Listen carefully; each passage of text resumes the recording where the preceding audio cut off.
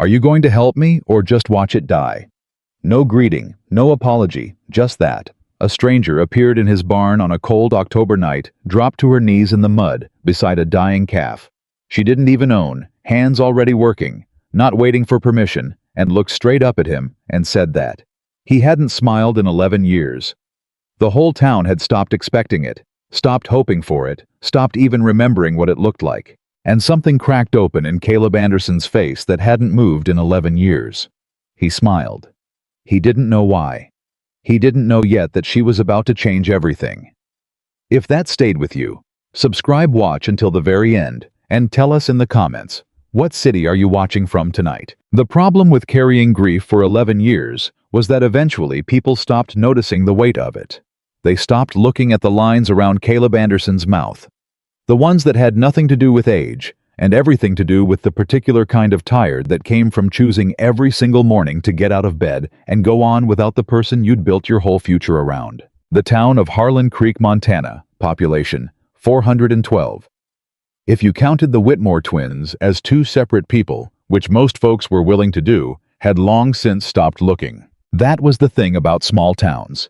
They had long memories and short attention spans. They remembered the accident. They remembered the funeral. They remembered the year Caleb barely came into town at all, and the year after that when he came in only for supplies, and the year after that when he started coming in a little more regularly, but still never stayed for a meal, never stayed for a conversation, never stayed for anything that might require him to act like a man who was still participating in his own life. And then they just accepted it. The way you accepted that the Millard place had a broken fence on the east side, and always had, and probably always would. The way you accepted that old Pastor Green couldn't preach more than 40 minutes without losing his train of thought. Caleb Anderson didn't smile. That was just how things were, how was fair in his business dealings. He paid his workers well better than fair actually, which was the kind of thing that made other ranchers uncomfortable, because it made them look bad without Caleb trying to make them look bad. He showed up when there was trouble. Harlan Creek had 3 bad winters in the past decade, the kind of winters that took livestock, and sometimes took more than livestock.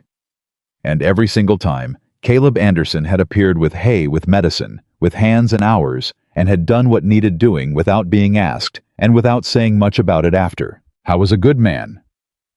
The whole town agreed on that without discussion, the way you agreed on things that were simply plainly true. But his eyes were flat. His face was a closed door.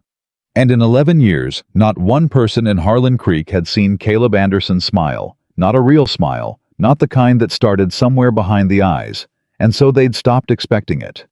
They'd stopped hoping for it. They'd just accepted that this was what he was now, and moved on. What they didn't account for was October 14th, 1885 to be specific, which started as the kind of cold that sneaked up on you, the kind that was merely unpleasant in the morning and genuinely dangerous by nightfall. Caleb had spent the day riding the north fence line with his hand Miguel checking for breaks before the weather turned ugly. They'd found 2 and patched them before noon, and then the clouds had started coming in from the northwest, low and gray-purple and serious. And Caleb had told Miguel to get back to the bunkhouse and stay there. He'd stayed out another 2 hours by himself. Not because there was more work to do, though he told himself there was. He stayed because being on horseback in open country was the one place where the silence inside his head matched the silence outside. And when that happened for a few hours at a time, he didn't have to work quite so hard at holding himself together. He was unsaddling his horse in the barn when he heard the wagon. He almost didn't go to the door. Whoever it was had no business coming up his road at this hour in this weather, and no business he could think of was worth dealing with on a night that was about to go from cold to brutal. He stood with his hand on Scout's flank, listening, and the wagon slowed and then stopped, and he heard a woman's voice talking to a horse, not panicked, not distressed, just calm and low and practical. And that was unusual enough that he moved to the barn door. She was already out of the wagon. That was the first thing he noticed. Not that she was young, though she was, and not that she was alone, though she was, but that she was already moving, already purposeful, already doing something instead of standing in the road waiting for someone to come help her. She had her lantern in one hand, and she was moving around to the back of the wagon, and then she was lifting something, A crate, a covered crate, and she was carrying it toward the barn, because the barn was the nearest structure with light, and she apparently had decided that the nearest structure with light was where she needed to be, regardless of whether anyone had invited her. She got to within 6 feet of Caleb before she noticed him standing in the doorway. She didn't scream. She didn't startle badly. She took one sharp breath in and stopped walking, and then she looked at him with dark eyes that assessed him, the same way he'd seen experienced trail hands assess uncertain ground quickly, thoroughly, without drama. "I'm sorry to come onto your property without permission," she said. Her voice was even, steady. "I have a calf in here that took a bad turn about 4 miles back, and I need warmth and light to work on him. I'll be out of your way by morning." She didn't wait for an answer. She walked past him into the barn. Caleb stood in the doorway for a moment, something he almost never did, that thing of not knowing what to do next, and then he turned around. She'd already set the crate down near the nearest stall and was working the latch. Inside was a calf, maybe 3 weeks old, curled on its side, and breathing in the shallow, labored way that meant trouble. The woman knelt in the straw beside it, without any apparent concern for her coat, her skirt, or the mud that was already darkening both. She had a small canvas bag over one shoulder, and she was pulling things out of it: cloth, a small glass bottle, what looked like bundled dried plants, and she was talking to the calf in the same low, calm voice she'd used with her horse. "I know," she said to the calf. "I know it hurts. Just give me a few minutes." Caleb watched her work. She had capable hands, he noticed. Hands that knew what they were doing. She examined the calf without fuss, checked its breathing, pressed gently along its ribs, lifted its lip to check the color of its gums, and then she uncorked the glass bottle and soaked a piece of cloth and began working it along the calf's throat, coaxing. "What's in that bottle?" he asked, before he'd decided to ask it. She didn't look up. "Tincture of lobelia and mullein. Helps ease the breathing passages when there's congestion. I've got a poultice for the chest after." "Where'd you learn that?" "My grandmother." She glanced up briefly. She was a better healer than any doctor I've ever met. He should have told her she could use the barn and gone back to the house. That would have been the sensible thing. That would have been the Caleb Anderson thing. Provide what was needed. Close the door between himself and anything that required more of him than he was currently able to give. He didn't go back to the house. He crossed the barn to the opposite stall where a second lantern hung and lit it and brought it closer. He didn't say anything about doing it. He just did it, and she nodded once without looking up, acknowledging the extra light, the way someone acknowledged a useful thing without making it into a moment. "That calf travel far?" he asked. "About 30 miles today. I bought him in Denton. The family that sold him didn't know he was ailing, or if they did, they didn't say." She paused, pressing the cloth more firmly against the calf's chest. "I don't think they knew. He seemed fine this morning." "What are you hauling a sick calf 30 miles for?" "He's not sick. He was cold, and he got into something along the road that disagreed with him." She sat back slightly, watching the calf's breathing. "I think it's going to be all right. He's already breathing easier." She was right. Caleb could hear it. The labored quality was easing. The calf shifted its legs, moving weakly, and the woman's hand went to its side, automatically steadying it, calm and sure. "You do this often?" he asked. "Drive alone at night with sick animals?" She looked up at him, then fully for the first time since she'd walked past him in the doorway. "I do what needs doing," she said simply. There was nothing defensive in it, nothing challenging. It was just a statement of fact about who she was.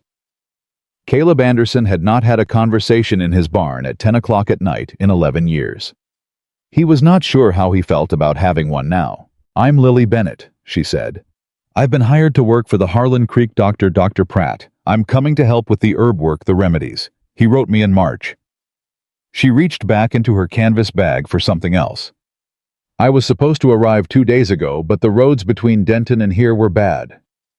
"They're going to be worse tomorrow," Caleb said. "I figured."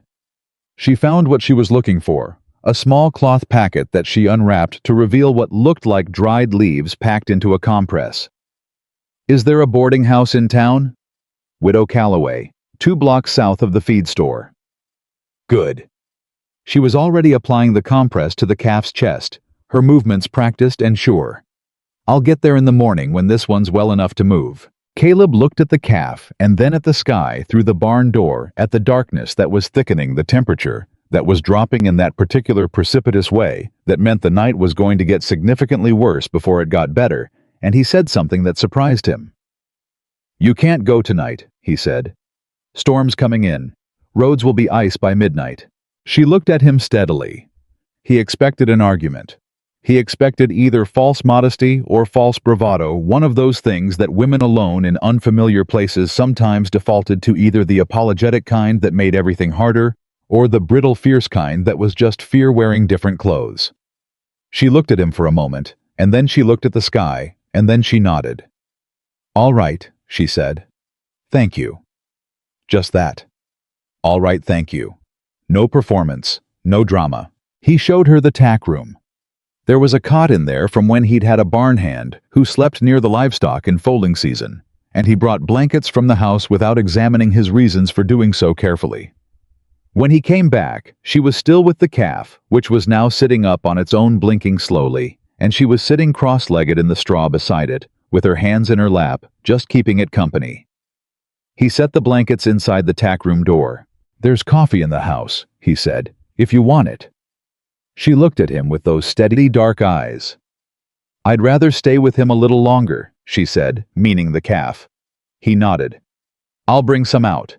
I was halfway back to the house before he stopped walking and stood in the dark and the cold that was biting through his coat and tried to understand what he was doing. He'd brought blankets for a stranger. He was going to bring coffee for a stranger. He had not done anything of that kind. Anything that wasn't the bare minimum of what decency required in a very long time. His chest felt strange. Not bad exactly, just strange. He brought the coffee. She wrapped both hands around the cup with a gratitude that was real and simple, and she said, "You didn't have to," and he said, "I know." And they sat for a few minutes on opposite sides of the barn aisle, with the calf between them, and the wind came up outside, and the temperature dropped further, and the storm arrived exactly when he'd said it would. Her name was Lily Bennett. She was 26 years old. She told him eventually he hadn't asked, but she offered it the way people sometimes do, quietly, to establish themselves as real, rather than as something that had happened to you. She was from Hannibal, Missouri, and she had worked for a doctor there for 4 years, and when Dr. Pratt had written to the Missouri Medical College, looking for someone with knowledge of herbal remedies, her name had come up. "You have family in Missouri?" he asked. "No." She said it without self-pity. "My parents died when I was 9. My grandmother raised me until I was 16, and then she passed. The Harlan Creek position came with room and board." She paused. "And it's somewhere new. I've always wanted to see Montana." Caleb looked at his coffee. "It's not what people expect," he said. "What do they expect?" "Something that looks more like adventure and less like surviving." She almost smiled. He saw at the edges of it the way her eyes changed slightly. "I've been surviving for 20 years, she said. "I'm pretty good at it." He believed her. At some point, the storm got bad enough that the barn walls shook and the lanterns swayed and the horses moved restlessly in their stalls, and Caleb went down the line checking on each of them the way he always did. The bay mare that was in foal. The 3 working horses, Old Scout, who'd been with him for 9 years, and who pressed his nose against Caleb's chest in the particular way that meant he was telling him everything was going to be fine. He stood with his hand on Scout's neck in the dark behind the partition, and he heard Lily talking to the calf again. Quiet words, steady voice, the kind of voice that didn't need to be loud to reach you. He stayed with Scout longer than he needed to. When he came back around, Lily was on her feet, stretching, checking the calf one more time. "He's good," she said. "He's going to be fine." And there was satisfaction in her voice, not pride exactly, but the simple, clean satisfaction of a thing that needed doing, being done. "You should sleep," he said. It was past midnight. "You too." She looked at him with a directness that wasn't rude and wasn't familiar. It was just honest. "You've been up since before the fence line." He stopped. "How do you know about the fence line?" "I passed Miguel about 2 miles south of here. He pointed me up the road and told me you'd be in the barn." She tilted her head slightly. He said you'd be there working even if there wasn't any work left. Miguel had been with him for 6 years. The man didn't miss much. Caleb wasn't sure whether he was irritated or something else. "Sleep well, Miss Bennett," he said. "Lily," she said. "Please." He nodded once. He went back to the house. He sat at the kitchen table for a while in the dark without lighting the lamp, which was something he sometimes did. Sat in the dark and let himself be in it without fighting it. And he thought about capable hands and a steady voice and a woman who dropped to her knees in mud without thinking about it and said, I know it hurts. Just give me a few minutes." Clara had been like that, his wife.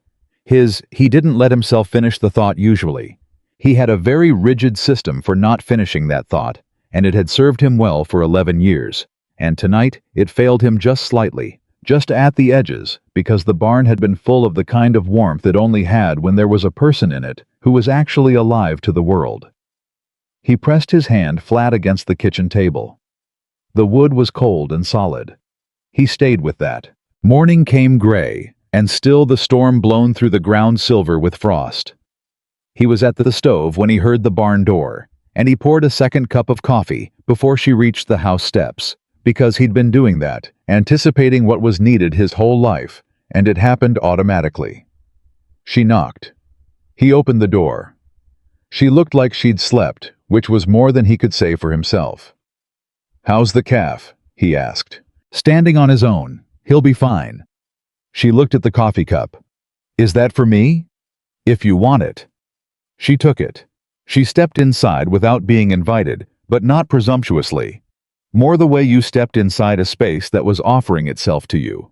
And she stood near the stove because it was warm, and she looked around his kitchen with a frank curiosity that should have bothered him more than it did. "You live alone," she said. It wasn't a question. "Yes." "For long." How was quiet a beat. 11 years. She looked at him. Not with pity, not with that particular careful softness people used when they thought they were stepping near something delicate. She just looked at him, the same level, considering look she'd given the calf the night before, the kind of look that said, I see what's here. I'm not afraid of it. "That's a long time," she said. "Yes," he said. "It is." She drank her coffee. He drank his. Outside, the frost was starting to lighten as the sun came up. He could hear the horses moving. He needed to get Miguel and start the morning feeding. "I'll drive you into town," he said. "You don't? Roads will still be bad. Your wagon needs someone who knows them." He set his cup down. "It's not generosity, it's practical." She regarded him for a moment. He had the strange sensation that she was considering whether to point out that he was lying and deciding not to. "All right," she said. "Thank you." He got Miguel.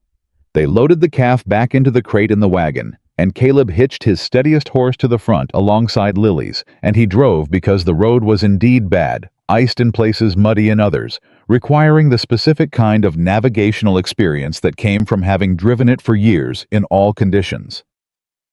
Lily sat beside him on the wagon seat without filling the silence with nervous talk. He appreciated that more than he could account for. They were halfway to town when she said, "Miguel said people call you the rancher who never smiles." He kept his eyes on the road. "Miguel talks too much." Is it true? He thought about lying. He thought about saying something, deflecting something that would close the conversation off politely without engaging it. He thought about the 11 years and the rigid system and the kitchen table in the dark. "Yes," he said. "I suppose it is." She didn't say she was sorry. She didn't say that was sad. She looked at the road ahead of them, the frost-silvered distance of it, and she said, "People wear grief differently. Some people wear it on their sleeves. Some people wall it up." She paused. "Neither way is wrong." He said nothing.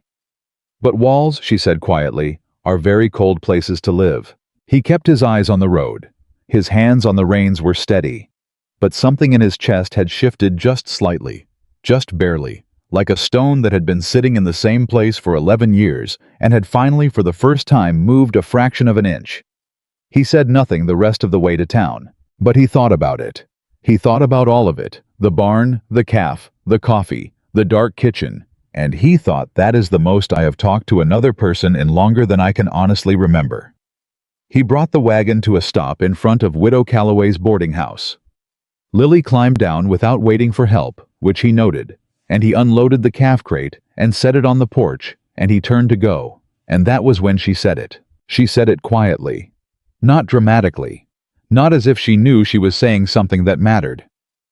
You don't have to carry that pain alone anymore. Caleb Anderson stood with his back to her, one hand on his horse's bridle, and he stood very still, and something that had been locked up and put away and not touched in 11 years, moved again, moved more than a fraction of an inch this time, and he felt against every instinct he had built and every wall he had carefully constructed something warm and unbearable and real pressing against the inside of his chest. He turned around. He looked at her standing on the boarding house porch with her canvas bag and her steady eyes and her calf in its crate. This stranger who'd appeared in his barn in a storm, and who hadn't pitied him or pushed him or tried to fix him, who'd just been exactly and completely herself. And he looked at her, and the muscles in his face did something they had not done in 11 years. They didn't know quite how to do it anymore. It was small and uncertain and perhaps barely visible. But it was real. Caleb Anderson smiled. He turned back to his horse before she could see much of it. He climbed onto the wagon. He said over his shoulder in a voice that was rougher than usual, "Welcome to Harlan Creek, Miss Bennett." He drove back up the road toward home. His hands on the reins were not quite as steady as they'd been on the way down. He drove back up the road toward home, with his hands not quite as steady as they'd been on the way down, and he told himself firmly, and without room for argument, that what had just happened was nothing. A stranger had said a kind thing. People said kind things. It didn't mean anything. It didn't have to mean anything. He had a ranch to run fence lines, to check a foaling mare, to watch 63 head of cattle to account for, before winter came down hard, and not a single one of those things had anything to do with a woman on a boarding house porch in Harlan Creek. He got back to the Anderson Ranch and threw himself into work with the particular intensity he'd developed over 11 years, the kind of work as medicine that Miguel recognized and stayed out of the way of. They rebuilt the South Pass Gate that afternoon. They moved the cattle to the lower field before the next cold snap could catch them exposed. Caleb stayed busy until his hands were raw and his back ached and the light was nearly gone, and he went inside and ate without tasting it and went to bed. He slept badly. He did not examine why. 3 days passed. He didn't go into town. He had no reason to go into town. He sent Miguel for supplies on Thursday, the way he always did, and Miguel came back with flour and salt and lamp oil, and a piece of news delivered with the studied casualness of a man who knew he was delivering something that would land. "That new woman's already making herself known," Miguel said, unloading the wagon. "The Bennett lady. She went to the Harmon place, you know. Old Pete's been bad with the lung sickness since September, and she spent the better part of Wednesday there. Mrs. Harmon says she's breathing easier. She's got half the town talking." Caleb kept stacking flour sacks. Good for her. People are saying Dr. Pratt doesn't know what to do with her. She knows more than he expected. Miguel paused. "She asked about you." That stopped him. Not visibly, he made sure of that, but inside something arrested. "What do you mean she asked about me?" "Just asked how long you'd been running the ranch alone." Miguel's voice was perfectly neutral, which meant he was working at keeping it that way. "I told her 11 years. She nodded like she already knew and moved on." Caleb said nothing. He finished stacking and went to check on the mare. The following Tuesday, he went into town for the first time since he'd driven Lily Bennett to Widow Calloway's. He needed a part for the water pump, and he needed to stop at the bank, and those were his reasons, and they were real reasons, and the fact that Widow Calloway's boarding house sat between the hardware store and the bank was geography, not intention. Howe was coming out of the hardware store when he heard her voice. She was on the other side of the street outside the dry goods talking to Agnes Whitmore, one of the twins, the one who gestured more, and he could hear her clearly because the street wasn't busy, and Lily Bennett had the kind of voice that carried without being raised. "The compress needs to stay warm," she was saying. "Warm and damp. It pulls the inflammation down through the skin. Your father's been relying on the same approach for 2 years, and it's not working because he's not keeping the heat consistent once it cools. It's just a wet rag. The warmth is the medicine. Agnes Whitmore was nodding with the focused attention of someone learning something they wished they'd known sooner. And you think that'll help his knee? I think it'll help more than what he's been doing. A pause. But he has to commit to it twice a day, not once when he remembers. Then she looked up the way people sometimes looked up when they felt a gaze, and she saw Caleb across the street, and she didn't wave or call out. She just met his eyes for a moment, with that level, unperturbed look, and nodded once, and looked back at Agnes. He kept walking. He did not look back. At the bank, Chester Dillard, who had been the Harlan Creek bank manager for 20 years, and thought this entitled him to commentary on everything, looked up from his desk and said, "I hear you brought that Bennett woman in from the road last week. She needed the barn for a sick animal. Storm caught her." Chester leaned back in his chair with the air of a man settling in for a conversation. "She's something, that one. Already got old Pete Harmon breathing better, and the doc's been trying for months. Smart girl." "Is there something wrong with my account, Chester?" Chester acknowledged the deflection with the good humor of a man who'd known Caleb Anderson for 30 years. No, all in order." He slid the statement across the desk. "Just making conversation. I'm not much for conversation." "No." Chester agreed without any particular judgment. "You never have been." Caleb took his statement and left. He was at his horse when he heard his name, and turned to find Lily Bennett crossing the street toward him, her canvas bag over her shoulder, her coat buttoned against the cold. She walked like a woman who knew where she was going. "Mr. Anderson." She stopped a few feet away, not close enough to be presumptuous, far enough to give him the option of keeping this brief. "Miss Bennett?" He waited. "I wanted to say thank you again for the barn." She held his gaze steadily. "And the blankets, and the coffee. I meant to say it more properly before you drove off." "No need." "There is need." She said it simply, without heat. "You didn't have to do any of that. I want you to know I'm aware of that." He looked at her. She was wearing a different coat than the one she'd arrived in. This one was better suited to Montana cold, which told him she'd been paying attention to her new environment and adapting to it quickly. There was mud on her left boot that she hadn't noticed yet. Her hair was slightly windblown, and she hadn't bothered to fix it. "Are you settling in?" he asked, because it was the normal thing to ask, and he needed the conversation to be normal. "Widow Calloway is very kind. The room is small, but it's warm." She tilted her head a little. "The town is watchful, waiting to see if I'm actually useful or just enthusiastic." "You made progress with Pete Harmon." "You heard about that?" "Small town." A faint smile at the corner of her mouth. "Right." She adjusted the bag on her shoulder. "Mr. Anderson, I'm going to be honest with you because I find that's generally more efficient than not being." She met his eyes. "I'd like to be able to ride out to the homesteads around Harlan Creek. Some of the families that could use help are too far out to come to Dr. Pratt, and he's too old to ride that far reliably. But I don't know these roads, and I don't know which ranchers will open their doors and which ones won't." She paused. "Miguel said you know everyone within 30 miles. Caleb studied her for a moment. There was something almost uncomfortable about the directness of her, not because it was aggressive, but because he was accustomed to people approaching him with a certain amount of careful hedging, a certain amount of managing his difficulty, and she wasn't doing any of that. She was just talking to him like a man who was capable of hearing a plain request. "I'll think about it," he said. She nodded. "That's fair." And she turned to go, and he said before he'd decided to, "The Garrity family. About 6 miles east on Elk Creek Road. Their youngest has had a cough since August. Mother hasn't said anything in town because she doesn't want to worry people, but I can see it when I look at the boy." Lily turned back around. Her eyes were steady and serious. "How old?" 7. "What kind of cough, wet or dry?" "Dry. Comes in fits. Gets worse when the temperature drops."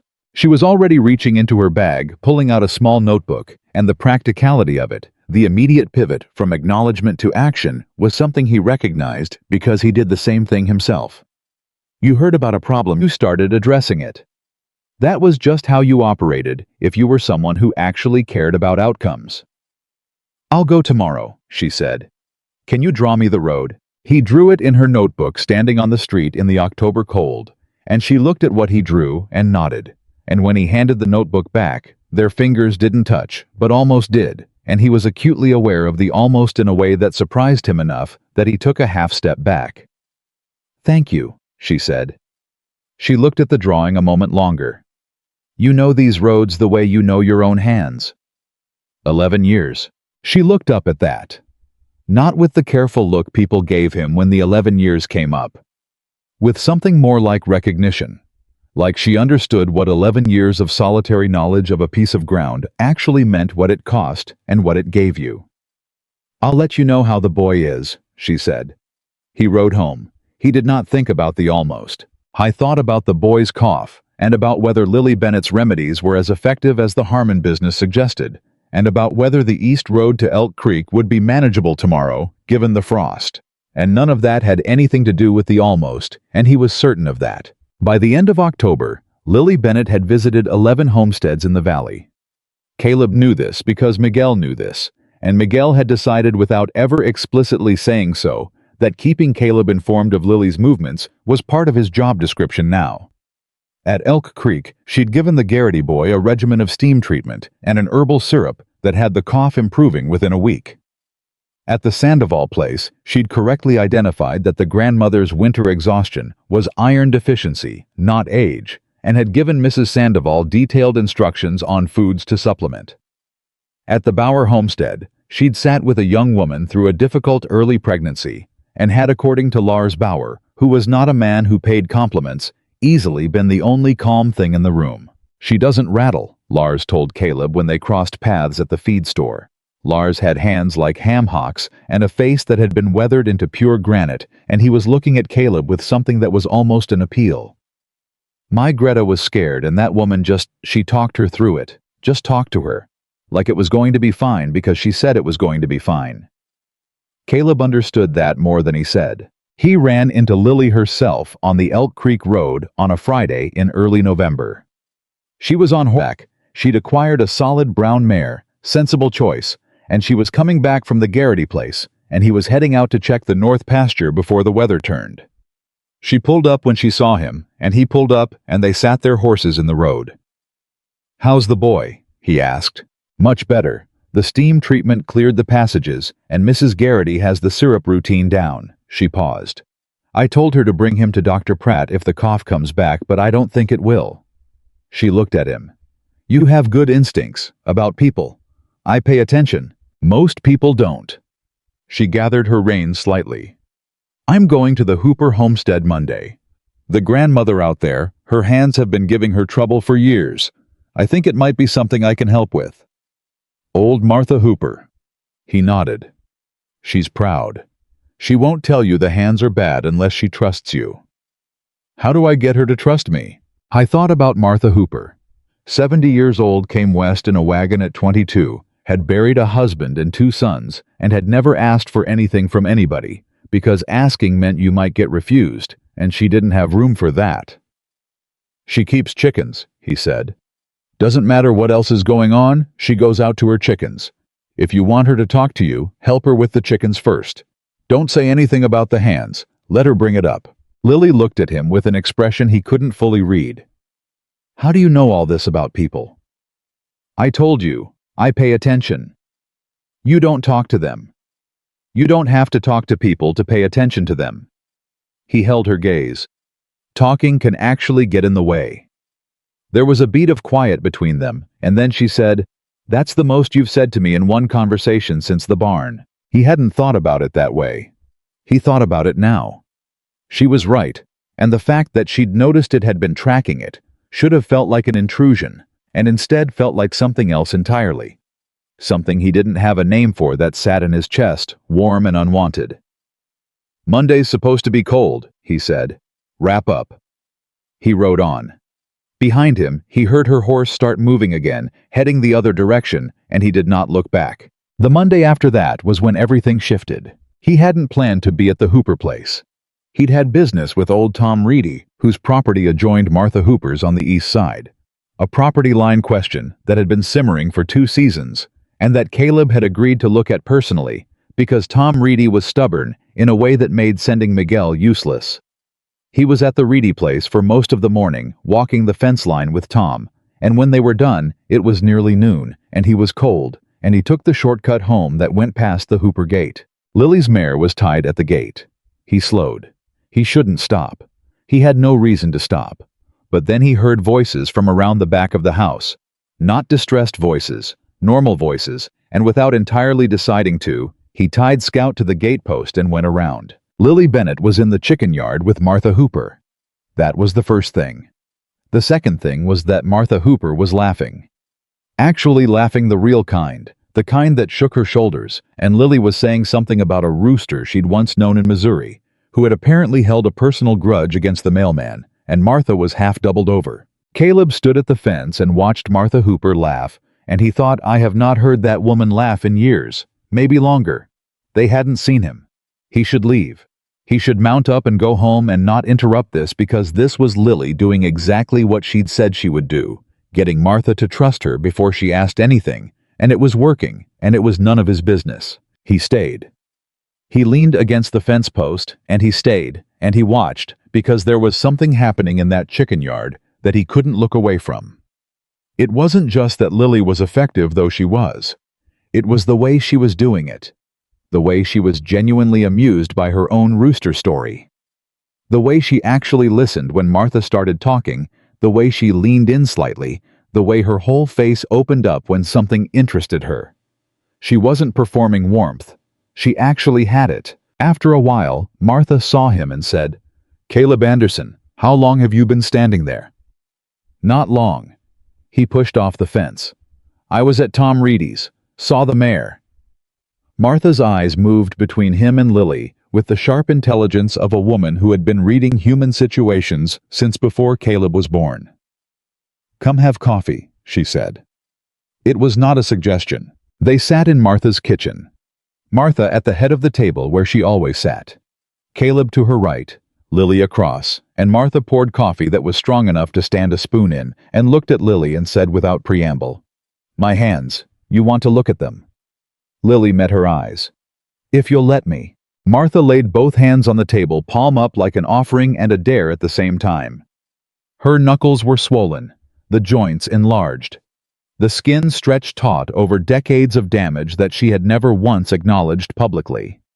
Looking at them, Caleb felt something sharp in his chest, an awareness of how much that woman had endured silently, how much anyone could endure silently if they decided that was what they were going to do. Lily examined Martha's hands with the same careful, systematic attention she'd given the calf in the barn. No rush, no theater, no performance of concern. Just looking and feeling and understanding. How long, she asked. 20 years of bad. The last 5 have been the worst. Morning or evening? Morning. Stiff as boards when I wake up. Takes an hour before they're useful. Does warmth help? Some. Lily nodded slowly. She set Martha's hands down gently. I can't cure it, she said. I want to be honest with you about that. What I can do is help with the inflammation and the stiffness. There are things, a specific oil treatment, warm paraffin if we can manage it. Some changes to how you hold things when you work that can make a real difference in your daily life. Not perfect. Better. Martha looked at her for a long moment. Then she looked at Caleb. What do you think of her? He blinked. It was the kind of question Martha Hooper asked that came out of nowhere and required an honest answer, because she'd know if you weren't giving one. I think she knows what she's doing, he said. That's not what I asked. He held the old woman's gaze. I think she's good, he said carefully. I think she's genuinely good. Martha turned back to Lily. All right. You can help me. She said it like she was doing Lily a favor, but her eyes were wet just slightly, and Caleb understood that for Martha Hooper saying, I'll let you help me, was the most vulnerable thing she knew how to say. Lily understood it too. She reached across the table and covered Martha's swollen hands with her own, and she didn't say anything, and that was exactly right. Caleb drove home that afternoon with something sitting in his chest that was not nothing, that had not been nothing for several weeks now, and that he was running out of ways to classify as nothing. It was Miguel who finally said the thing out loud, because Miguel had the particular courage of a man who had worked for Caleb Anderson long enough to know that subtlety was wasted. They were mending the east fence on a gray Thursday in mid-November, 2 weeks after the Hooper visit, and Miguel said without looking up from the wire, "You're different since October." Caleb kept working. "I don't know what that means." "You talked to the Garrity family at church last Sunday." Miguel glanced over. "You never talk at church. You stand in the back and leave before the coffee's made." "I had a question about their fence line." "You spent 15 minutes with them, boss. I watched. You were talking to the boy." Miguel set down his pliers. "The kid made you laugh." Caleb stopped working too. He stared at the fence wire. The boy Tommy Garrity, 7 years old, with a cough that was clearing up, had shown him a rock he'd found near the creek that he was certain was gold. Caleb had told him it was iron pyrite, and Tommy had said that was just what a man said when he wanted to keep the gold for himself, and the kid's absolute conviction had been so purely 7 years old that something had broken loose in Caleb's chest, and he had in fact laughed. It had surprised him. He thought it had surprised the Garritys too. "The boy's funny," Caleb said. "You laughed," Miguel said. "I don't think I've ever seen you laugh, boss. Not in 6 years." Caleb picked up his pliers. "We're losing light." Miguel let it go. But 2 days later, he said something that was harder to let go. They were back at the ranch mucking out the stalls, and Miguel said, "Miss Bennett's been talking to some of the families about organizing a community supply day. Getting extra supplies together before the worst of winter hits, so the homesteads that are short-handed don't get caught without. She's talking to you about it." Caleb looked up from the stall. "What do you mean she's talking to me about it?" "She told Mrs. Garrity that Caleb Anderson knows where every struggling family is in this valley, and she's going to need his help if she's going to do this right." Miguel's expression was carefully neutral. "Mrs. Garrity told Agnes Whitmore. Agnes Whitmore told her sister. Her sister told my cousin." A pause. "You've been volunteered, boss." He should have been irritated. He was many things, and irritated was somewhere in the mix, but under it was something else entirely. Something that felt uncomfortably and undeniably like being seen.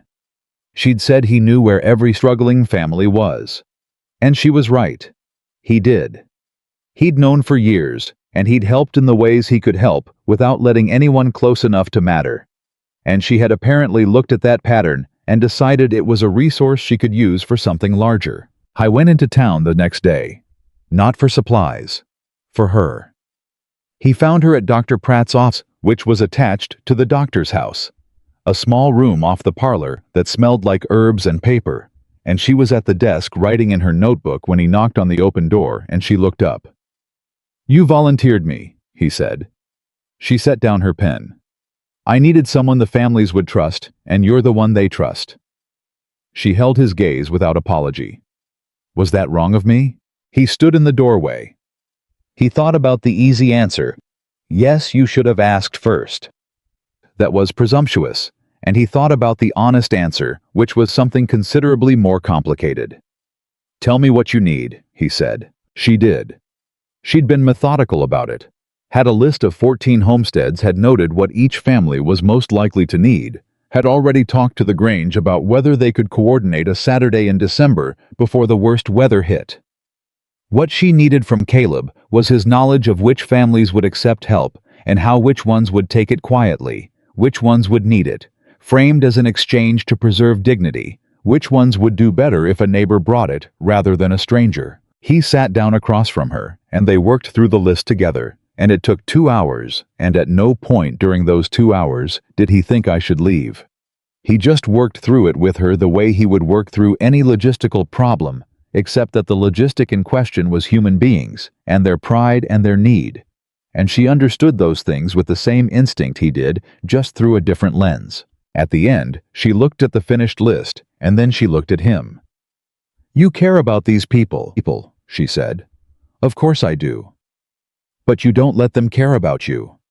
He looked at the list in front of him. It was easier than looking at her. "That's different." "Why?" Because caring about people is something you choose. People caring about you is something you can't control. He kept his eyes on the paper. I don't do well with things I can't control. The quiet that followed was not an uncomfortable one. It was the kind of quiet that meant someone had said something real and the other person was taking it seriously.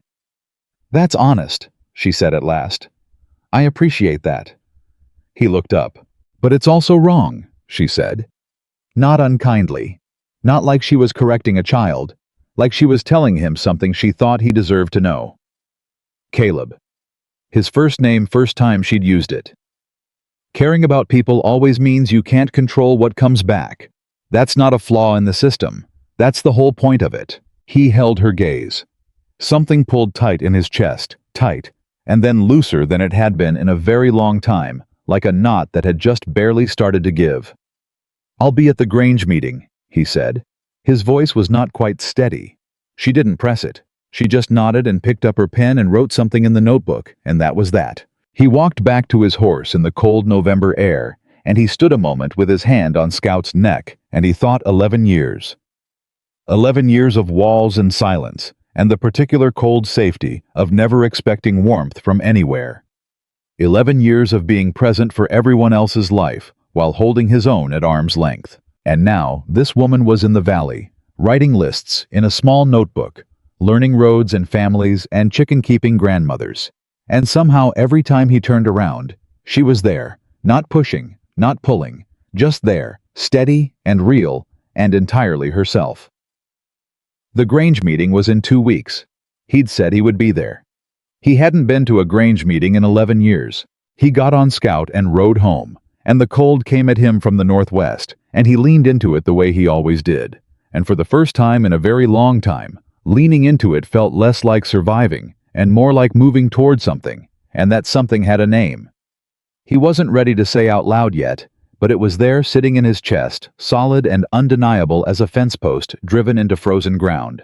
The Grange meeting was on a Saturday. Caleb arrived 10 minutes early, which meant he stood outside in the cold for 8 of those minutes before he allowed himself to go in, because arriving first meant being seen arriving first, and he had spent 11 years arranging his life so that the minimum number of people saw him doing anything that might invite conversation. But he had said he would be there. He was there. The hall was already warming up from the stove in the corner, and people turned when he walked in, not because they were surprised to see him in town, but because they were surprised to see him here in this, at a meeting that had nothing to do with cattle or water rights or anything practical. Chester Dillard's eyebrows went up. Agnes Whitmore actually nudged her sister. Tom Garrity, who was standing near the stove, nodded at Caleb with the quiet respect of a man who understood that showing up was sometimes the whole of courage. Lily was at the front of the room talking to Pastor Green, and she had a list in her hand. Of course she did. And when she saw Caleb come in, she didn't make anything of it. She nodded at him, the same way she'd nodded at him across the street that first week, and looked back at the pastor. He found a place along the wall. He stood there. The meeting lasted an hour and a half. Lily ran it without running it. She had the good instinct to let the Grange chairman Bill Whitmore open the thing and present the proposal as a community effort, and she positioned herself as the person with information rather than the person in charge. Caleb watched her do this and recognized it as a skill most people never develop the ability to get things done without needing credit for the doing. When it came to logistics, she looked at Caleb. Mr. Anderson has offered to help identify which families most need priority outreach, she said. And then she waited, and the room looked at him, and he pushed off the wall and walked to the front and stood next to her list and started talking. He talked for 20 minutes. He knew these families, their situations, their pride, their practical needs, and he laid it out plainly and without sentimentality. And when he was done, the room was quiet, in the way rooms got quiet when they'd just heard something that mattered. Bill Whitmore said, "Caleb, I don't think I knew you'd been keeping track of all this." "Someone has to," Caleb said, and went back to the wall. On the drive home in the dark, he sat on the wagon seat and thought about the look on Lily's face when he'd finished talking. Not surprised she'd expected this of him, he realized. That was why she'd volunteered him in the first place. She'd seen this in him before he'd been willing to see it himself. That thought kept him awake long after he should have been asleep. December arrived with the force of an intention. The cold came down hard and fast, and the valley locked itself into the particular stillness of deep winter, the kind where the air itself seemed to stop moving, and the ranch work shifted into the relentless survival rhythm that Caleb had managed alone for years, feeding, checking, tending, maintaining the endless arithmetic of keeping things alive when the world was doing its best to kill them. He and Lily crossed paths twice in the first week. Once on the Elk Creek Road where she was heading to check on Tommy Garrity, and he was checking the north fence, and they talked for 4 minutes in the cold about whether the Garrity family had enough feed to last through January. The second time was at the Hooper place, where he'd gone to help old Martha with a fence repair. She'd asked him, which Martha Hooper never did, and he'd come, and Lily was already there doing the oil treatment on Martha's hands. And Martha looked between them with the knowing eyes of a woman who had seen this story before in different people in different decades, and said nothing which was its own kind of loud. The community supply day happened on a Saturday 2 weeks before Christmas, and it worked. Better than anyone had expected. Honestly. 14 families received supplies. 6 of them, without ever being told it was organized charity, rather than neighbor, helping neighbor, which was the whole point. Bill Whitmore said afterward that it was the best thing the Grange had done in 5 years. Agnes Whitmore said it was all because of that Bennett girl. Martha Hooper said it was because the right people had finally worked together, and she looked at Caleb when she said it. Caleb was loading the last of the empty crates into his wagon when Lily appeared beside him. Her cheeks were red from the cold, and she had straw in her hair from somewhere, and she looked like a woman who'd been working hard all day and felt good about it. "Thank you," she said, "for all of it. The list the families today." It needed doing. Stop saying that. There was a sharpness in her voice that he hadn't heard before. Not anger, but something that wanted to push past the deflection. You don't have to qualify every decent thing you do by calling it practical. You can just do good things, Caleb. You don't have to explain them away. He looked at her. She was looking back at him with an expression that was 3 things at once: frustrated, fond, and something else he was afraid to name. "You're right," he said. Because she was, and he knew it, and the habit of disagreeing with things that were true about himself was one he was becoming suddenly acutely aware of. She blinked, like she'd expected the deflection and was surprised not to get it. Then she said, "Yes, I am." And the corner of her mouth moved in that almost smile. He drove home. The almost was getting harder to ignore. The storm came on a Wednesday. It came the way the worst Montana storms came, with false notice, a sky that looked manageable until it didn't. A temperature drop so fast, you could feel it between one breath and the next. Caleb had been watching the signs for 2 days and had started moving the cattle to the lower pasture on Tuesday, but the storm arrived 12 hours earlier than he'd calculated, and it arrived with violent wind that hit the barn walls like something personal, snow so thick and fast it turned the air white. I was in the barn when it hit. He'd been sleeping in the tack room the last 2 nights specifically because of the mare who was close to foaling and who needed watching. He heard the storm change from incoming to arrived in the span of a few seconds, and he went to the barn door and pulled it open against the wind and looked out and thought, "We're not getting through this without losses." He got Miguel on the barn's speaking tube, the system he'd rigged 3 winters ago specifically for nights like this, and Miguel's voice came back, crackled and strained. "The 3 yearlings in the east pasture. I forgot to move the 3 yearlings." Caleb had forgotten too. For one moment he stood absolutely still and felt the weight of that 3 animals in an exposed pasture in a storm that would kill them inside of 2 hours. "Stay with the horses," he told Miguel. "I'll get the yearlings." He was already moving when someone knocked on the barn door.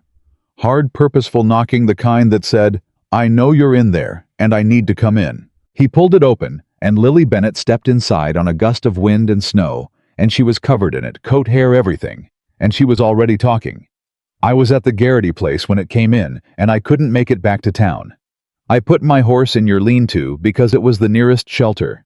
I saw your light." She pulled her coat tighter and looked at him. "What do you need?"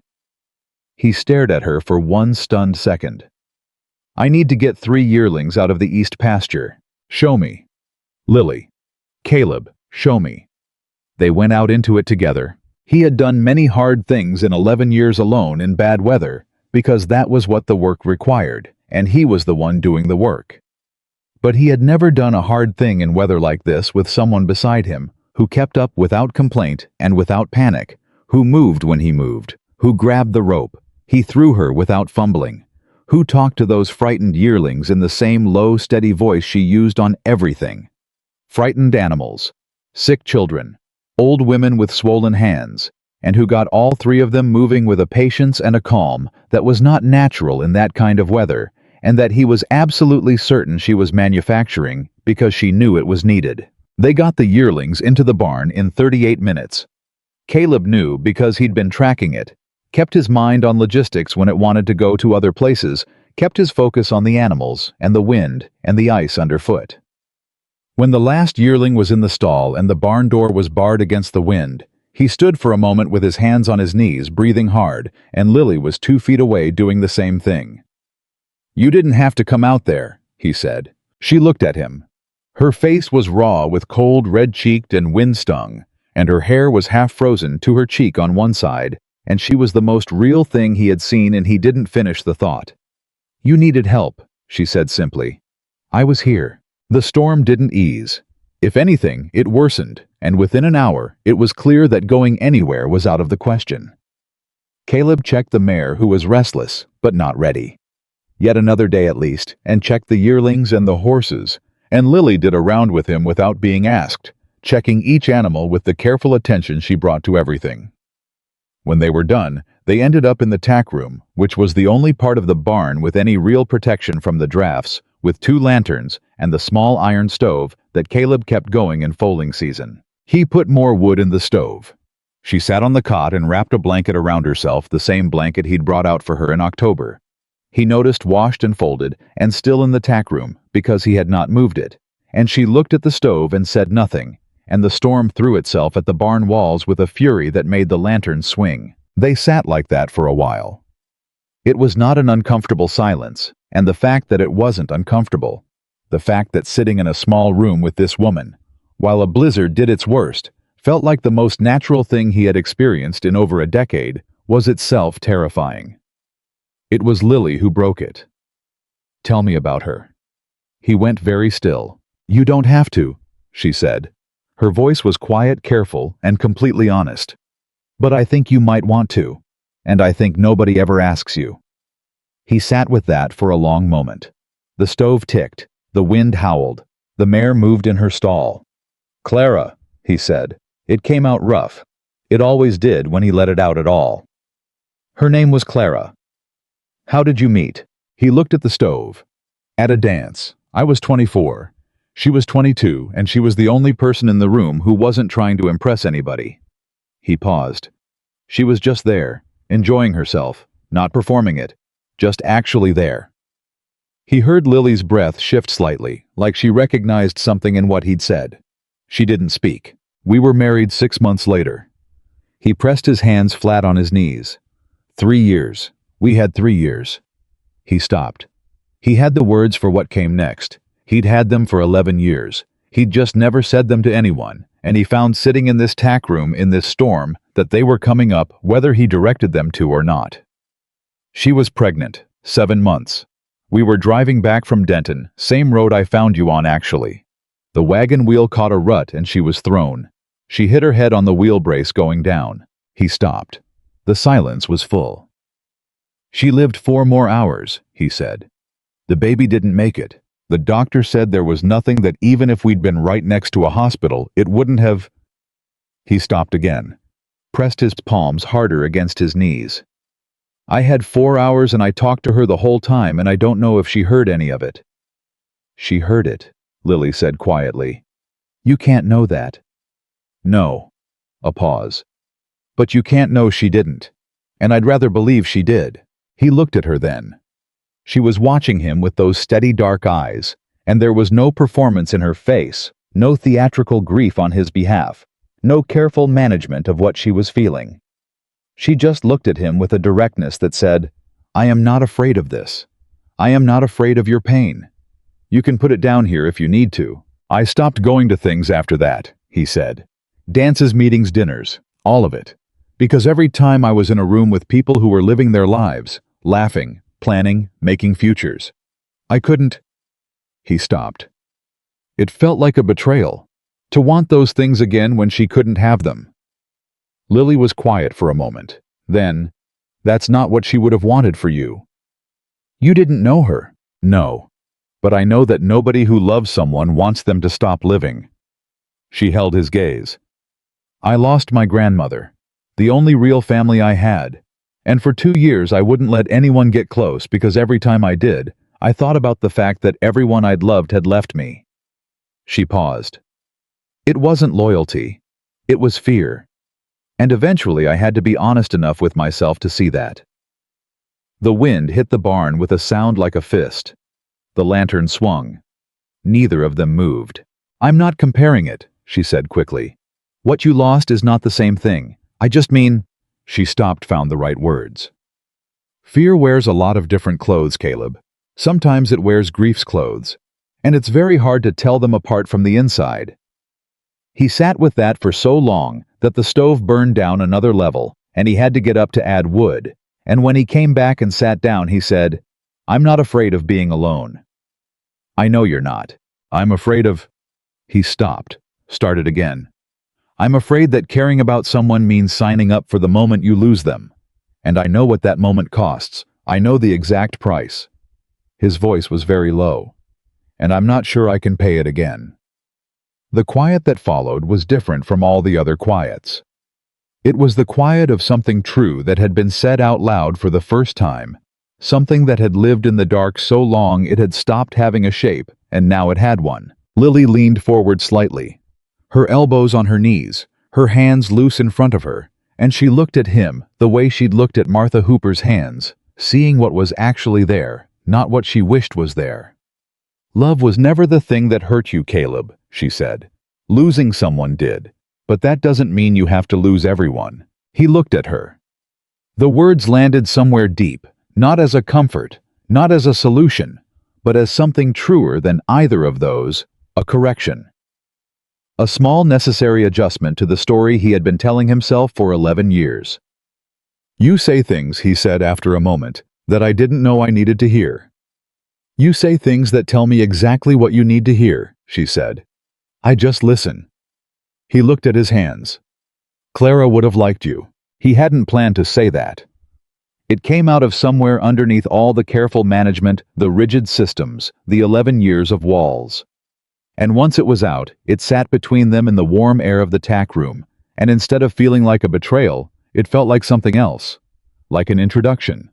Like one person he loved meeting another person he stopped. He stopped that thought hard. But it had been there. He had noticed it. Lily looked at him for a long moment. Her expression did something complicated, soft and careful, and something that was not pity and was not possession, but was closer to recognition. "I would have liked her too," she said gently, "from what you've told me." The storm ran most of the night. They took turns watching the mare in 2-hour shifts, and in between they talked not about anything that mattered, and about everything that mattered about Hannibal, Missouri, and the grandmother who knew plants and the Mississippi River, and what it smelled like in summer, about Montana winters, and how they could break a person or build them, about the Grange meeting, and Martha Hooper and Tommy Garrity's rock that was definitely gold. Small things, and real things, and the kind of talk that only happened when two people were enclosed by a storm and had given up pretending they weren't actually glad to be enclosed by it together. Near 3 in the morning, the mare's labor came on properly, and they worked together on that too. Caleb on one side, Lily on the other, and the foal came without complications, just before 4. All legs and confusion, and the mare's exhausted, triumphant breath. And when it was done, Lily sat back in the straw with a look on her face that was pure, uncomplicated joy. The kind of joy that didn't think about whether it was appropriate to feel. "Look at him," she breathed. Caleb looked. The foal was sorting out his legs with the determination of something that had been waiting a long time to exist.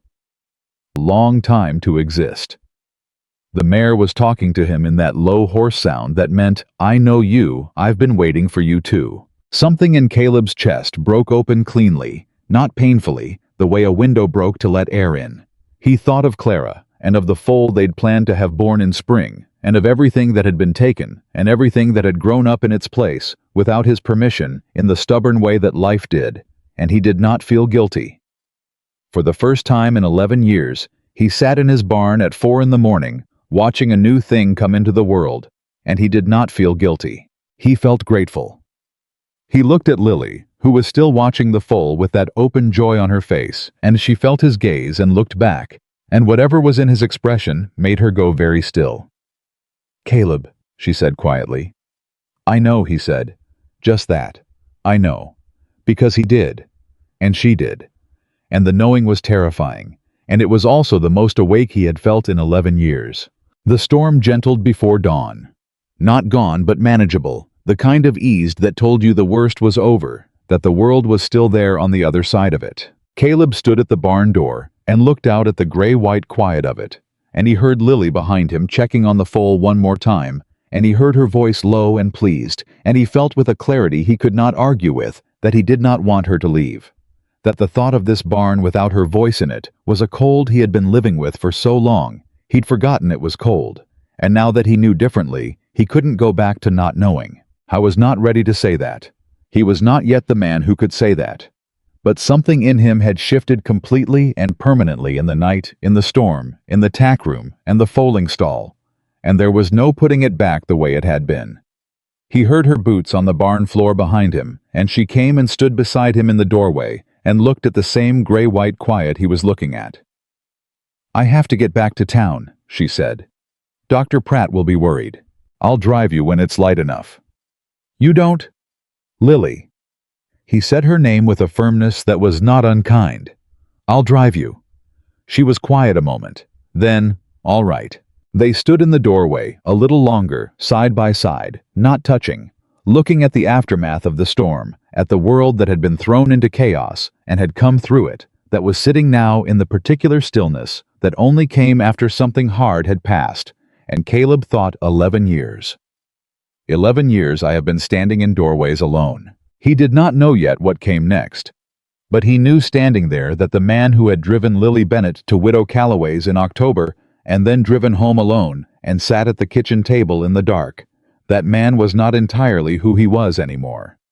That man had started slowly and without permission to become someone else. Someone who was beginning to remember that walls were very cold places to live, and that remembering it turned out was the most dangerous thing Caleb Anderson had done in 11 years, because once you remembered warmth, the cold stopped being neutral.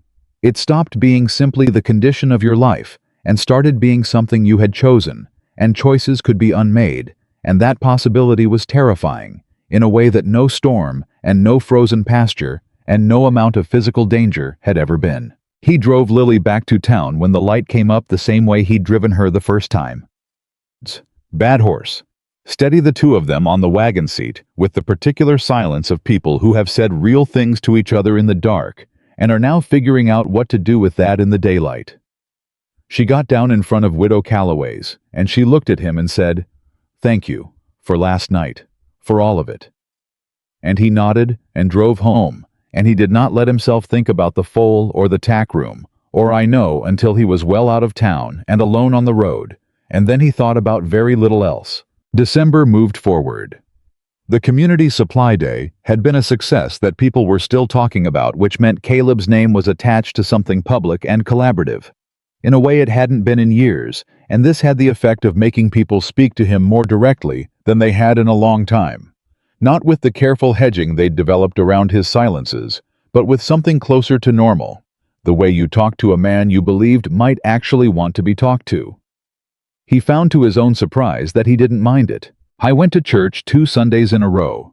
Not the back anymore. He was still not ready for the middle, but he moved 3 rows forward, which Tom Garrity noticed and acknowledged with a nod that communicated everything without saying anything. He stopped avoiding Harlan Creek's social geography. He ate at the diner twice.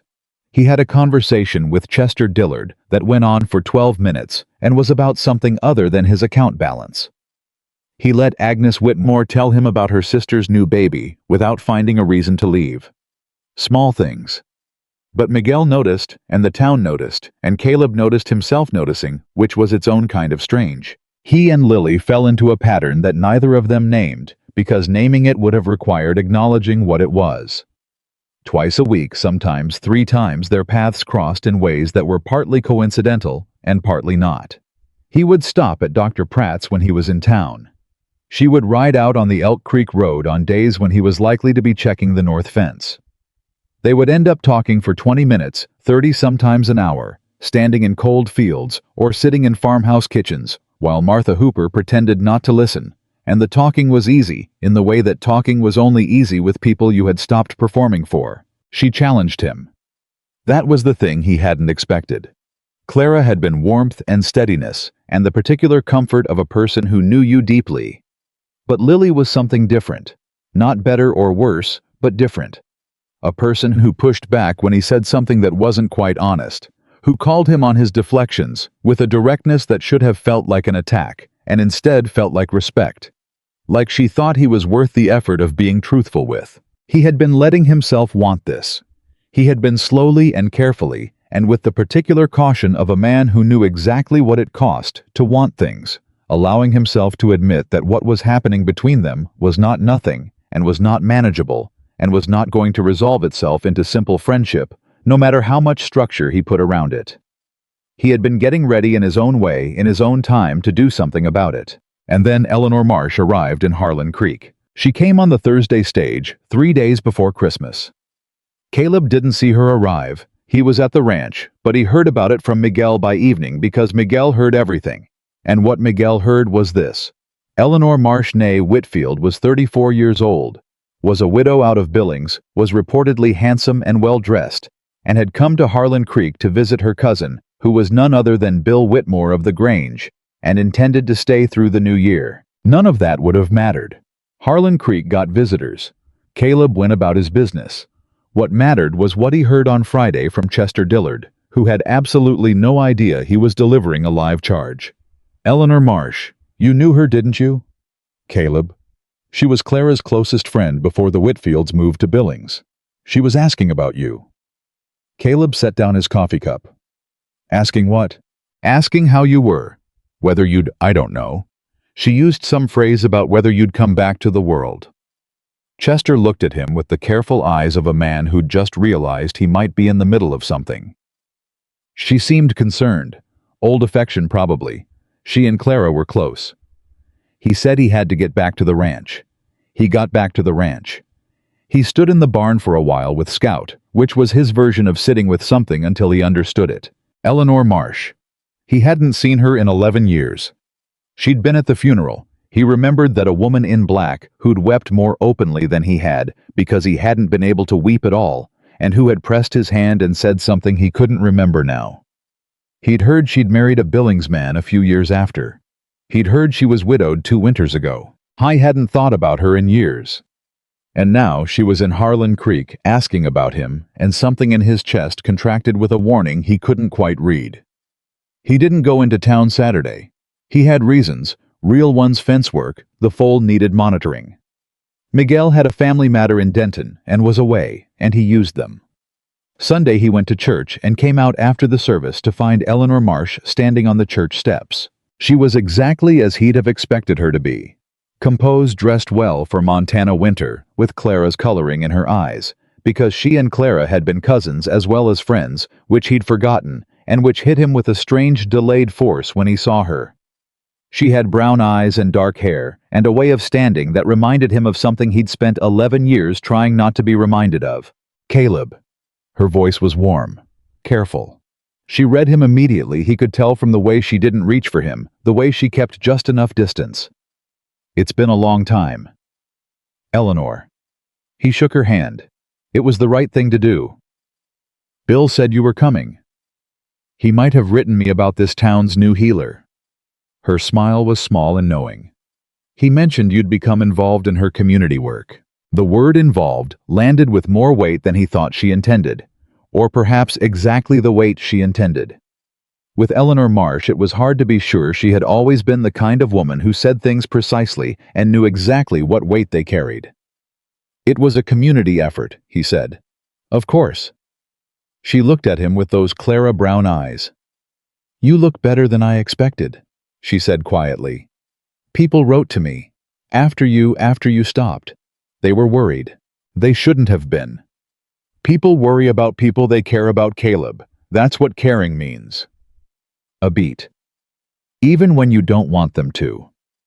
He thought with a start that Lily had said something almost exactly like that to him in October.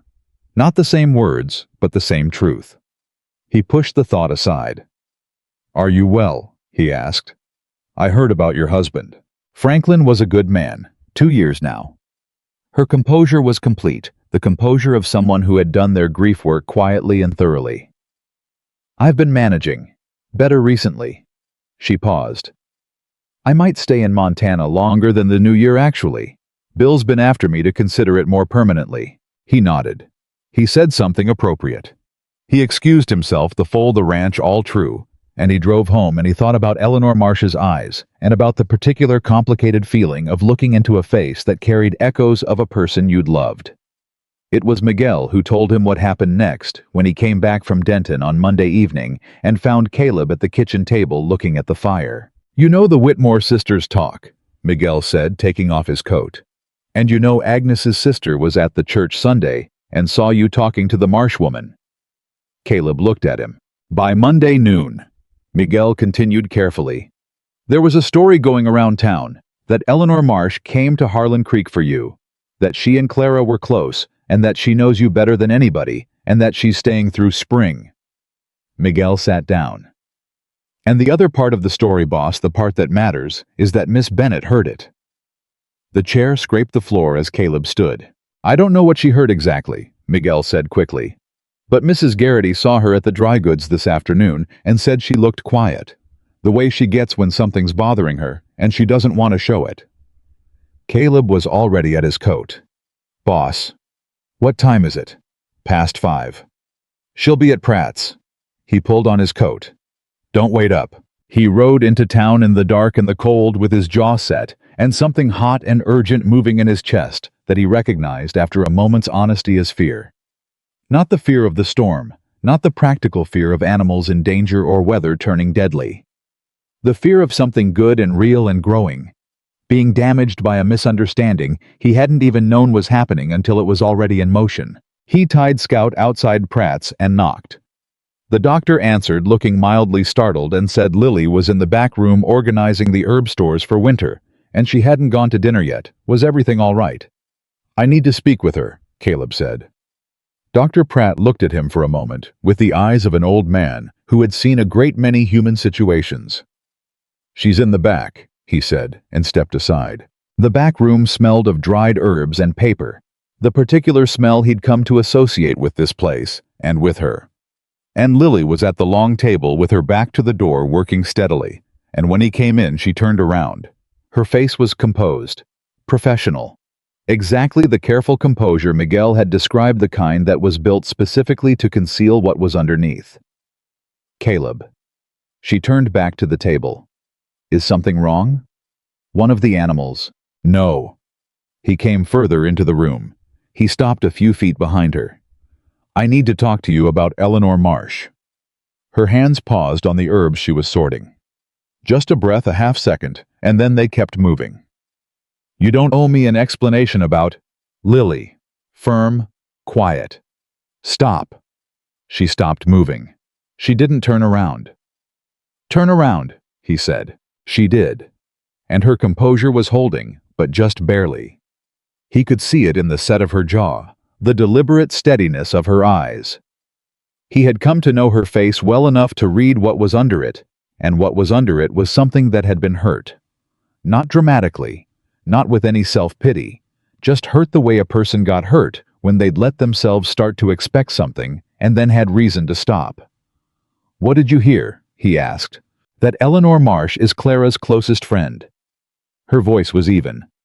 "That she knew you before, and she's staying, and she's—" A brief stop. "She's someone who belongs to a part of your life that matters. That's real. I'm not going to pretend that doesn't—" She stopped again. "Doesn't what?" Her eyes went steady and direct. "Doesn't make me wonder whether what I thought was happening between us is whether I read it wrong, whether I was—" She paused, choosing the word precisely. A convenience. A safe practice run at feeling things again before someone real came back. The room was very quiet. Caleb looked at her for a long moment. He looked at the woman who had walked into his barn in a storm with a sick calf and had not waited to be invited, who had sat in the tack room and listened to him say Clara's name out loud for the first time in 11 years, who had been in a foaling stall at 4 in the morning and had looked at a new life coming into the world with pure, uncomplicated joy. He looked at the woman who called him on his deflections and challenged his self-deceptions and showed up at the Hooper farm and the Garrity place and the Grange meeting and every frozen road between here and Elk Creek, because things needed doing, and she was someone who did things. I thought about what convenience meant. He thought about whether the word applied to any single moment of the past 2 months. Eleanor Marsh, he said carefully, is someone who is important to Clara. She carries Clara's memory in a way that almost nobody else does, and there is a particular it is not nothing. Seeing her, she looks like someone I lost, and that is complicated, and I won't pretend it isn't. He held Lily's gaze. But she is not the reason I have been riding the Elk Creek Road on Tuesdays. She is not the reason I have been going to the Grange and to church and to the diner. She is not the reason the foal is named whatever I decide to name her. He stopped. Eleanor Marsh has nothing to do with any of that. Lily looked at him. Her composure had shifted, was something more complicated now, less defended. You thought you were a practice run, he said. His voice was rougher than he intended. You thought I was using you to remember how to feel so I could feel it for someone else. It crossed my mind. It shouldn't have. He took a step closer. Not too close. He was still in some deep way a man who moved carefully but close enough that she would know the closing of the distance was deliberate. Lily, you are not a practice run. You are not a substitute. You are not a stand-in for anything or anyone. He paused. You are the first person in 11 years who has made me want to still be in my own life. You specifically. Not the idea of someone. Not the comfort of company. You. She was very still. I'm not fast at this, he said. I need you to know that. I have been closed for a long time, and I don't open fast, and I don't say things until I'm sure of them, but I am sure of this. He held her gaze. You are not a convenience, she breathed out. It was shaky, that breath, and she was not a woman who did things shakily, and that small loss of composure was the most honest thing he had seen her do in 2 months, and it did something to him that he couldn't manage and didn't try to. Okay, she said. Her voice was quieter than usual. Okay. She pressed her lips together, and the corner of her mouth did the thing, the almost smile, except this time it made it all the way. You know, for a man who doesn't talk, you're very good at the right words when you finally get there. Something in his chest released a tension he'd been carrying since Miguel told him what she'd heard, and maybe a tension older than that one that went back months and years and further. I've had 11 years to think about what I'd say, he said, if I was ever stupid enough to get close to someone again. She laughed. Actually laughed. Not the almost smile, but the real thing surprised out of her. And it transformed her face, the way a window transformed a room when someone opened it. He had made her laugh. He stood in Dr. Pratt's herb room at 5:30 on a Monday evening, and he had made Lily Bennett laugh, and the feeling that produced was so specific and so right that it had no name except right. The problem with cracked open things was that the world didn't wait for you to adjust to them. I was at the bank on Wednesday when Eleanor Marsh came in. She was there for Bill Whitmore's business. She said something about his accounts, and she saw Caleb, and she was warm and natural about it, and she asked if he had a moment, and he said yes, because saying no would have been cowardice, and they stood near the window and talked. I heard something, Eleanor said without preamble, which was very Eleanor, about you and the Bennett woman. He looked at her steadily. What did you hear? That you've been changed since she came, that the town has noticed. She paused. I wanted to see for myself. And she studied him. You're different, she said quietly. Your eyes are different. You're present. You weren't present the last time I saw you. You were there, but you weren't present. A long pause. Clara used to say that about people, present or not present. She said you were the most present man she'd ever known. Her voice was careful, gentle. And then you weren't after. For a long time. He was quiet. She would not have wanted this for you, Eleanor said. The solitude. The 11 years. She said it without accusation. I think some part of you knows that. Yes, he said. I know that now. Eleanor looked at him for a moment longer. Then, she's good, the Bennett woman. She's good. He said it simply. She's genuinely good. Eleanor nodded once slowly, with the look of a woman who had come looking for something and had found it and was making her peace with it. Then I'm glad, she said. I'm truly glad, Caleb. She went on to her business. He went to his. But the exchange settled something in him that he hadn't realized needed. Settling something about permission, about the complicated emotional accounting that grief required, about whether wanting Lily Bennett was a betrayal of Clara, or as Lily had said in the barn during the storm, simply the continuation of a life that hadn't stopped being worth living. Eleanor had given him something he realized. Not what people might assume from the outside, not competition, not complication, not a ghost brought back to haunt him. She had given him without meaning to a kind of absolution. A witness from Clara's world saying yes. This is allowed. This is good. The town, of course, was not as tidy about it. By Friday, Harlan Creek had generated 2 separate versions of the story about Caleb Anderson, Eleanor Marsh, and Lily Bennett, and both versions were incomplete, and one was actively wrong. He knew this because Agnes Whitmore stopped him on the street with the expression of someone who had information they believed was important and said, Caleb, I hope you know what you're doing. Eleanor is a lovely woman, and I know she and Clara were close, and I wouldn't want Lily to get the wrong idea. He stopped walking. He turned to Agnes and said with the clarity of a man who had made up his mind, there is no wrong idea to get Agnes. There is nothing between me and Eleanor Marsh, except the history of being in each other's lives through someone we both loved. That's all. And I'd appreciate it if that were the end of the story being told. Agnes blinked. Of course, she said. Of course I only meant. I know what you meant. He said it without heat. Thank you for your concern. He walked on. Behind him, he heard Agnes already talking to her sister, and he accepted that this was how small towns worked, and that the accuracy of the story would sort itself out because small towns, for all their faults, were also very good at eventually getting to the truth. What he hadn't expected was the version that got to Lily before the truth did. He found out from Martha Hooper of all people. He'd gone out on Saturday to help with something at the Hooper place, a practical thing, a stuck door, and Martha let him in, and then looked at him with her sharp old eyes and said, Bill Whitmore's wife said something to Mrs. Garrity yesterday about you and the Marsh woman having a private meeting at the bank. Caleb set down his tools, and Mrs. Garrity, Martha continued watching him, mentioned it to Lily this morning when Lily stopped to check on the baby. A pause. Lily smiled and said it was none of her business. He looked at Martha. She smiled. The wrong kind of smile. Martha's voice was dry as paper. The kind a woman uses when she's decided to be dignified about something that's hurting her. He was out the door in 2 minutes. He heard Martha call after him. About time you moved fast, Caleb Anderson. I went to Widow Calloway's first. Lily wasn't there. He went to Pratt's. Pratt said she'd gone out to the Garrity place this morning and wasn't back yet. He rode the Elk Creek Road and met her coming back, and he pulled Scout across the road because it was the fastest way to stop her, and she pulled up her mare and looked at him with exactly the wrong kind of smile Martha had described. Caleb, is something?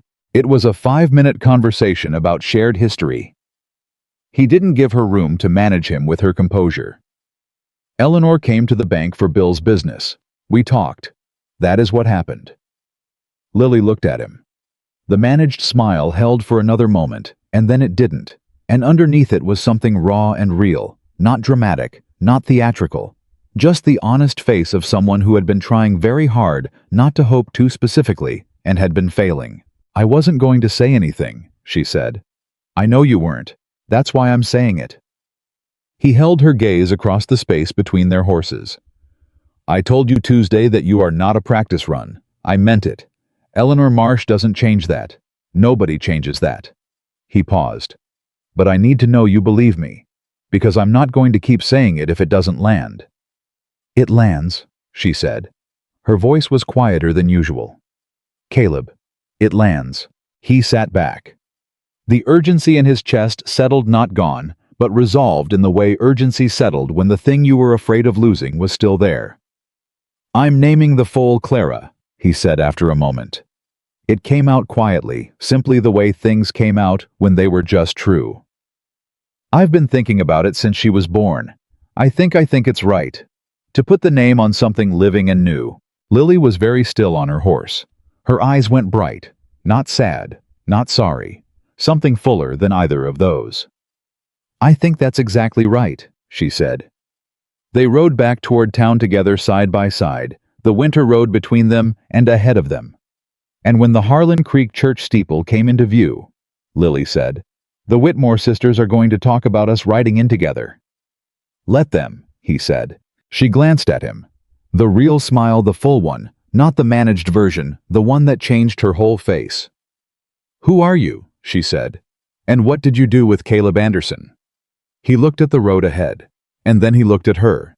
And what was in his expression made her go quiet, not with discomfort, but with the stillness of someone receiving something they had hoped for and had not quite let themselves believe would come. "He's still here," Caleb said. "He's just decided to stop standing in his own way." They rode into Harlan Creek together in full view of anyone who cared to look, and Caleb Anderson did not ride around to the back road the way he had done for 11 years to avoid being seen in town, doing anything that looked like living. He rode right down the main street. He nodded to Tom Garrity on the porch of the hardware store. He acknowledged Chester Dillard's visible surprise, with a look that was the closest thing to amusement he had managed in public in a decade. And when Lily turned her horse toward Widow Calloway's and lifted her hand in a brief warm goodbye, he watched her go with an expression that he made no effort to manage. Bill Whitmore saw it. Agnes Whitmore saw it. Martha Hooper heard about it by evening. The pastor heard about it at Sunday's service. The story that Harlan Creek settled on, eventually after the two wrong versions burned themselves out, was this. Caleb Anderson, who had not smiled in 11 years, had been seen riding down Main Street on a Saturday afternoon, looking like a man who was no longer afraid of the future. That was not quite everything. But it was enough for a start, and starts. Caleb Anderson had learned in the hardest possible way were the whole of courage. Everything after a start was just the willingness to keep going.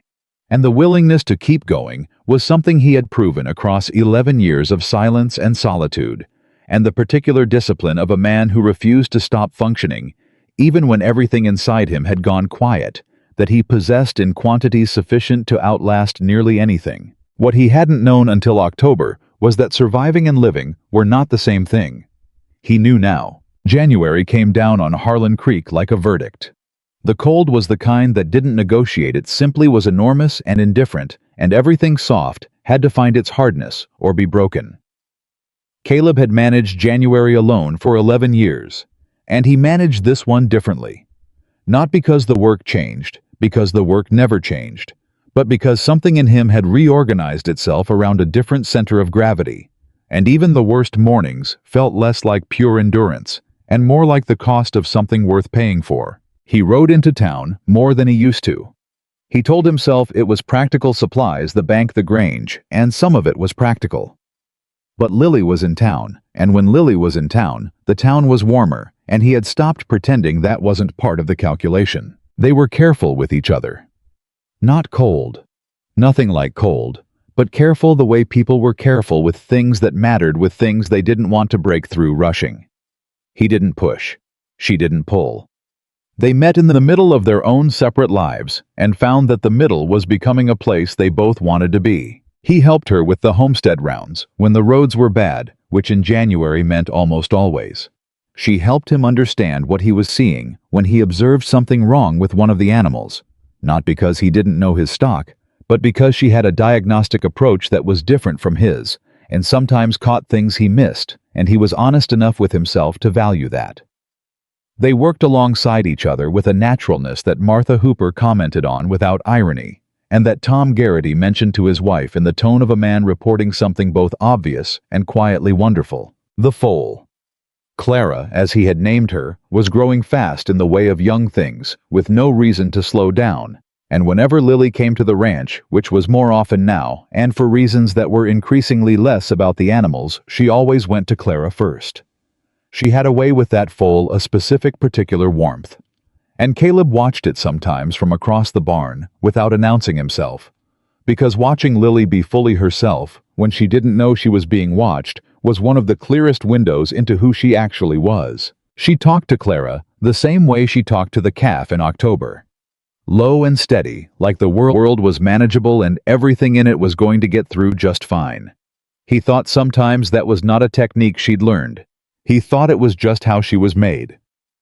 In the second week of January, he asked her to Sunday dinner. He asked it plainly, because he had learned from her, because she'd taught him by example, that the plain approach was generally the most honest and the most kind. He found her at Pratt's on a Thursday, and he said, "I'd like you to come to the ranch for Sunday dinner, if you're willing." She looked at him. "Are you cooking?" "I'm a competent cook." "That's not the same as a good one." "Come and find out." The almost smile. The real one. "What time?" He cooked a roast. He had not cooked a Sunday roast for company in 11 years, and he was acutely aware of this fact while he was doing it. And he was also aware that being acutely aware of it was itself a kind of progress that he could note the 11 years without it swallowing the present moment whole. He set the table. He found the good plates which had been in the back of the cabinet since Clara died, and he washed them and set them out, and he stood back and looked at a table set for two, and felt something that was neither grief nor guilt, but was larger than either of them. Something that had no simple name, except perhaps the feeling of a door that had been closed for a very long time, swinging open into warm air. Lily arrived on time, which he'd expected, and she came in without fuss, and looked at the table, and then looked at him. And she didn't say anything about the good plates or the care that had obviously gone into the setting, but her eyes said it, and he received it. She had brought something. A small cloth package which she set on the table, and when he raised an eyebrow she said, "Grandmother's recipe, apple butter. It's good with the bread if you made bread." "I made bread." "Then we're doing well." They ate and they talked, and the talking was the kind that ranged far, and came back about the Garrity family, and little Tommy, who was fully well now, and had apparently revised his theory about the gold rock to allow for the possibility that it was iron pyrite, as Caleb had said, but that Caleb had simply not recognized what gold looked like, because he was a rancher and not a mining man, a distinction Tommy found significant. They talked about Dr. Pratt, who was slowing down in ways that Lily watched with careful, worried eyes, and did not say too much about in public. They talked about the foal and the mare and the 3 yearlings who had been in the east pasture the night of the storm, and who had no idea how close they'd come to a very bad end, after dinner. Lily stood at the kitchen window, not looking out at anything in particular, just standing there with her coffee cup in both hands, the way she did, and she said, "This is a good house." He was at the table watching her. "It's been quiet a long time." "It doesn't feel quiet now." He looked at the room, at the good plates and the cloth she'd brought and the small adjustments that one person made to a space simply by being in it, genuinely, without reservation. "No," he said. "It doesn't." She turned around. She looked at him across the kitchen with an expression that was clear and honest and not performing anything at all. "I'm not going anywhere," she said. "I want you to know that. This is where I want to be. This valley. These people." A pause and her eyes steady on his. "You." He stood. He crossed the kitchen, not fast, not hesitant, but with the deliberate steadiness of a man who had made up his mind about something and was no longer making excuses not to act on it. And he stopped in front of her close enough that she had to look up slightly, and he said, "I know." "You know. I've known for a while." His voice was low. "I've been working up to deserving it." She made a sound that was not quite a laugh, something softer, something undone. "Caleb, you already deserve it."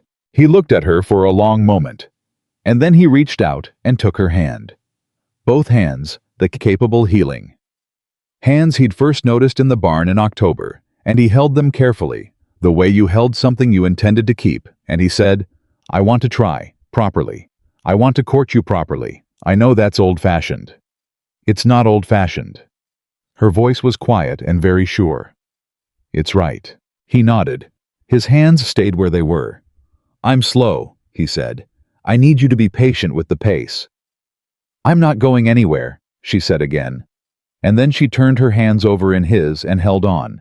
And that was the whole of it. No drama, no declaration, larger than the one already made, just two people holding on to each other in a kitchen in January in Montana, with the cold outside, and the warmth inside, and the table set with plates that had been waiting a long time to be used. February was when the trouble started. It came in the form of a man Caleb hadn't seen in 8 years.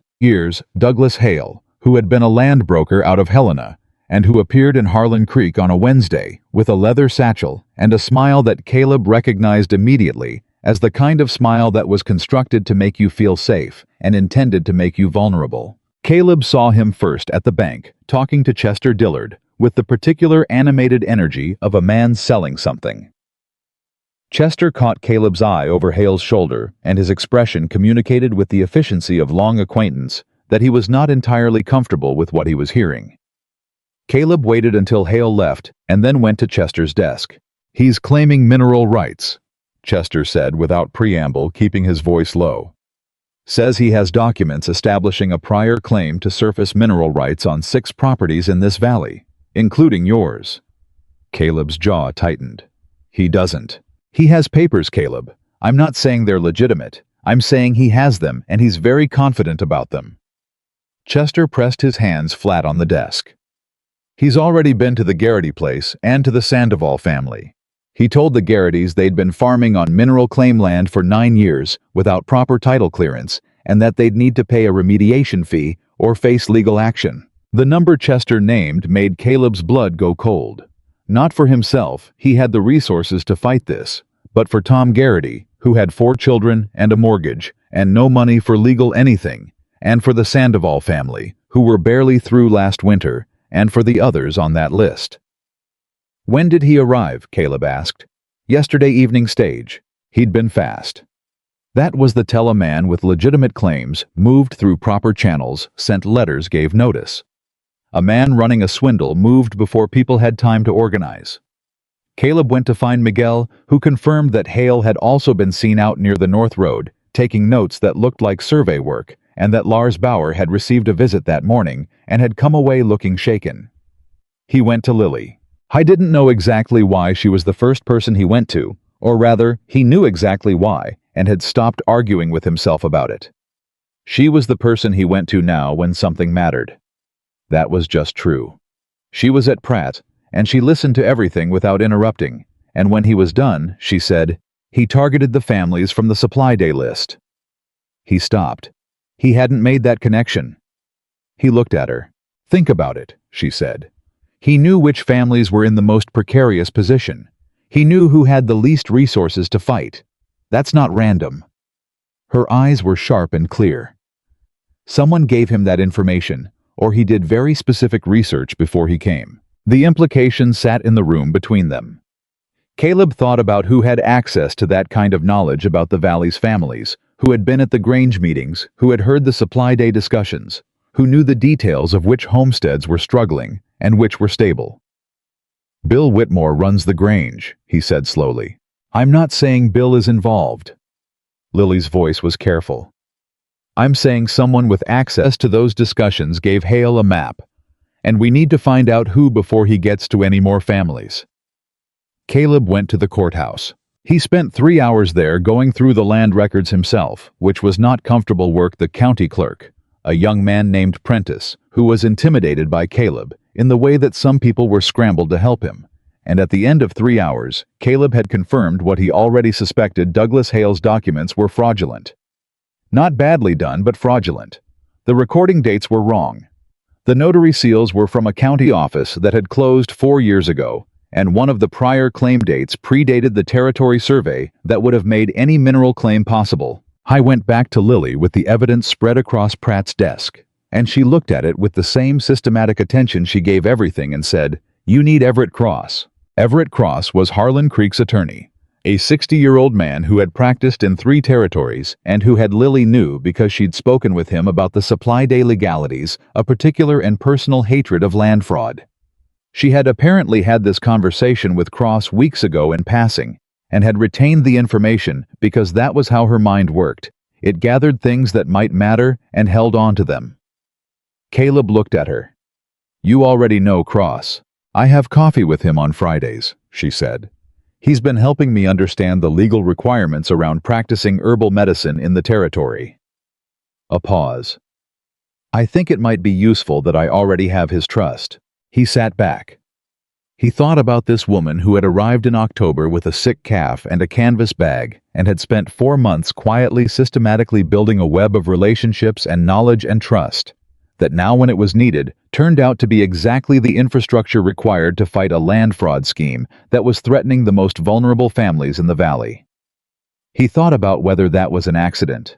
He thought about Lily Bennett, who was not a woman to whom things happened accidentally. "You knew something like this might happen," he said, not accusingly, with wonder actually. She met his eyes. "I knew that people who couldn't advocate for themselves needed someone who could. That's all I've ever known." She paused. "And I knew that in this valley, the people who couldn't advocate for themselves were the same people who most needed winter supplies and herbal remedies, and someone willing to ride 30 miles to check on a 7-year-old's cough." She held his gaze. "I didn't know it would be land fraud, but I knew it would be something." He had no answer for that. He sat with the largeness of it, with the understanding that he had spent 11 years knowing this valley's troubles and managing them alone, and that in 4 months, this woman had built something that made the management possible on a scale he'd never attempted. "Let's go see Cross," he said. Everett Cross heard everything in the particular listening silence of a man who was already calculating as he received information. When Caleb laid the records on his desk and explained the discrepancies, Cross looked at each document with the deliberate attention of someone who had seen fraud before and was identifying the specific flavor of this particular attempt. "Mineral rights scheme," Cross said. "Classic structure. He'll approach the vulnerable ones first, collect fees before anyone compares notes, and be in the next county by the time anyone thinks to look at the documents properly." He looked at Caleb. "How many families has he approached?" "6 that I know of. Possibly more." "Has anyone paid him?" "Not yet. He gave people a week." Cross nodded. "Then we have time. Barely." He looked at the records again. This notary seal, Bridger County, closed in 1881. He didn't count on someone checking. He looked up. "Can you get the affected families together tomorrow morning early? I want to speak to all of them at once, so Hale can't play them against each other." Caleb got them together. He rode that evening, cold and dark and necessary to every family on the list, and he sat in each kitchen and explained what he'd found, and what Cross had said, and what they needed to do, and not one family refused. Not Tom Garrity, who was white with relief when Caleb told him the documents were fraudulent. Not Lars Bauer, who pressed Caleb's hand with both of his own in a way that said more than any words he had. Not the Sandovals, who had 3 generations sitting around that kitchen table and who listened with the serious attention of people who had survived worse than this and knew what survival required. The meeting at Cross's office the next morning was crowded and tense, and Douglas Hale walked in 12 minutes late with his leather satchel and his constructed smile, and found 8 families and an attorney and Caleb Anderson all in the same room, and the smile flickered. Cross didn't raise his voice. He didn't need to.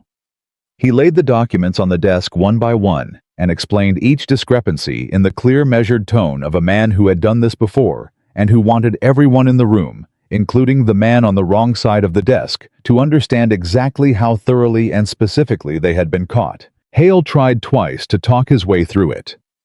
The second time, Cross said very calmly, "Mr. Hale, the alternative to leaving Harlan Creek today is that I file a formal fraud complaint with the Territorial Marshal's office this afternoon, and you spend tonight in the county jail. Which would you prefer?" Hale left Harlan Creek on the afternoon stage. The room let out a collective breath that Caleb felt in his own chest, a physical release, the kind that came from having held something tight for too long. Tom Garrity laughed, not because it was funny, but because it was over, and Lars Bauer shook Cross's hand for so long that Cross had to gently retrieve it. And Mrs. Sandoval, who was 73 years old and had crossed a continent in a wagon, sat in her chair and wept quietly, with the dignity of a woman who had earned the right to weep. Caleb found Lily waiting outside. She had not been in the meeting, she had done her part, and stepped back because she understood that this resolution needed to belong to the families and to Cross and to the legal process, not to be associated with any one person's prominence. But she was there, and when he came out and met her eyes, he said simply, "He's gone." She closed her eyes for 1 second. Relief clean and complete. Then she opened them. "How are they?" "Good." "Shaken." "Good." She nodded. She pulled her coat tighter against the February cold. "Martha Hooper's going to say she always knew something like that was coming." "Martha Hooper says things like that about everything." "Because she's usually right." He almost smiled. "Don't tell her that." They walked down the main street together, and Caleb realized he was not thinking about whether people were watching. He was not calculating how this looked or managing the impression he was making. He was just walking down the street in Harlan Creek with Lily beside him. And it was ordinary and extraordinary in equal measure, the way that only the best things could be. March came in with the particular promise of Montana. Spring's reluctant tentative, capable of betrayal, but increasingly genuinely warm. The light changed. The ground started to soften. The foal Clara, who had spent her first months in the barn, being carefully tended, and was now moving into the first full expression of what she would be, fast and sure-footed, and very certain of her own opinions, was turned out into the paddock on the first genuinely warm day, and Caleb and Lily stood at the fence together and watched her discover what open ground felt like. She ran. Of course she ran straight and fast, and with the pure animal joy of a thing built for movement finally being given room for it. The mare called to her from the next paddock. Clara ignored the mare completely, which was not surprising, and kept running. Lily laughed. The real laugh, the full one, the one that transformed everything in the vicinity.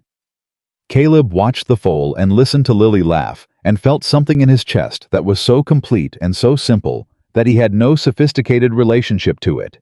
It was just happiness.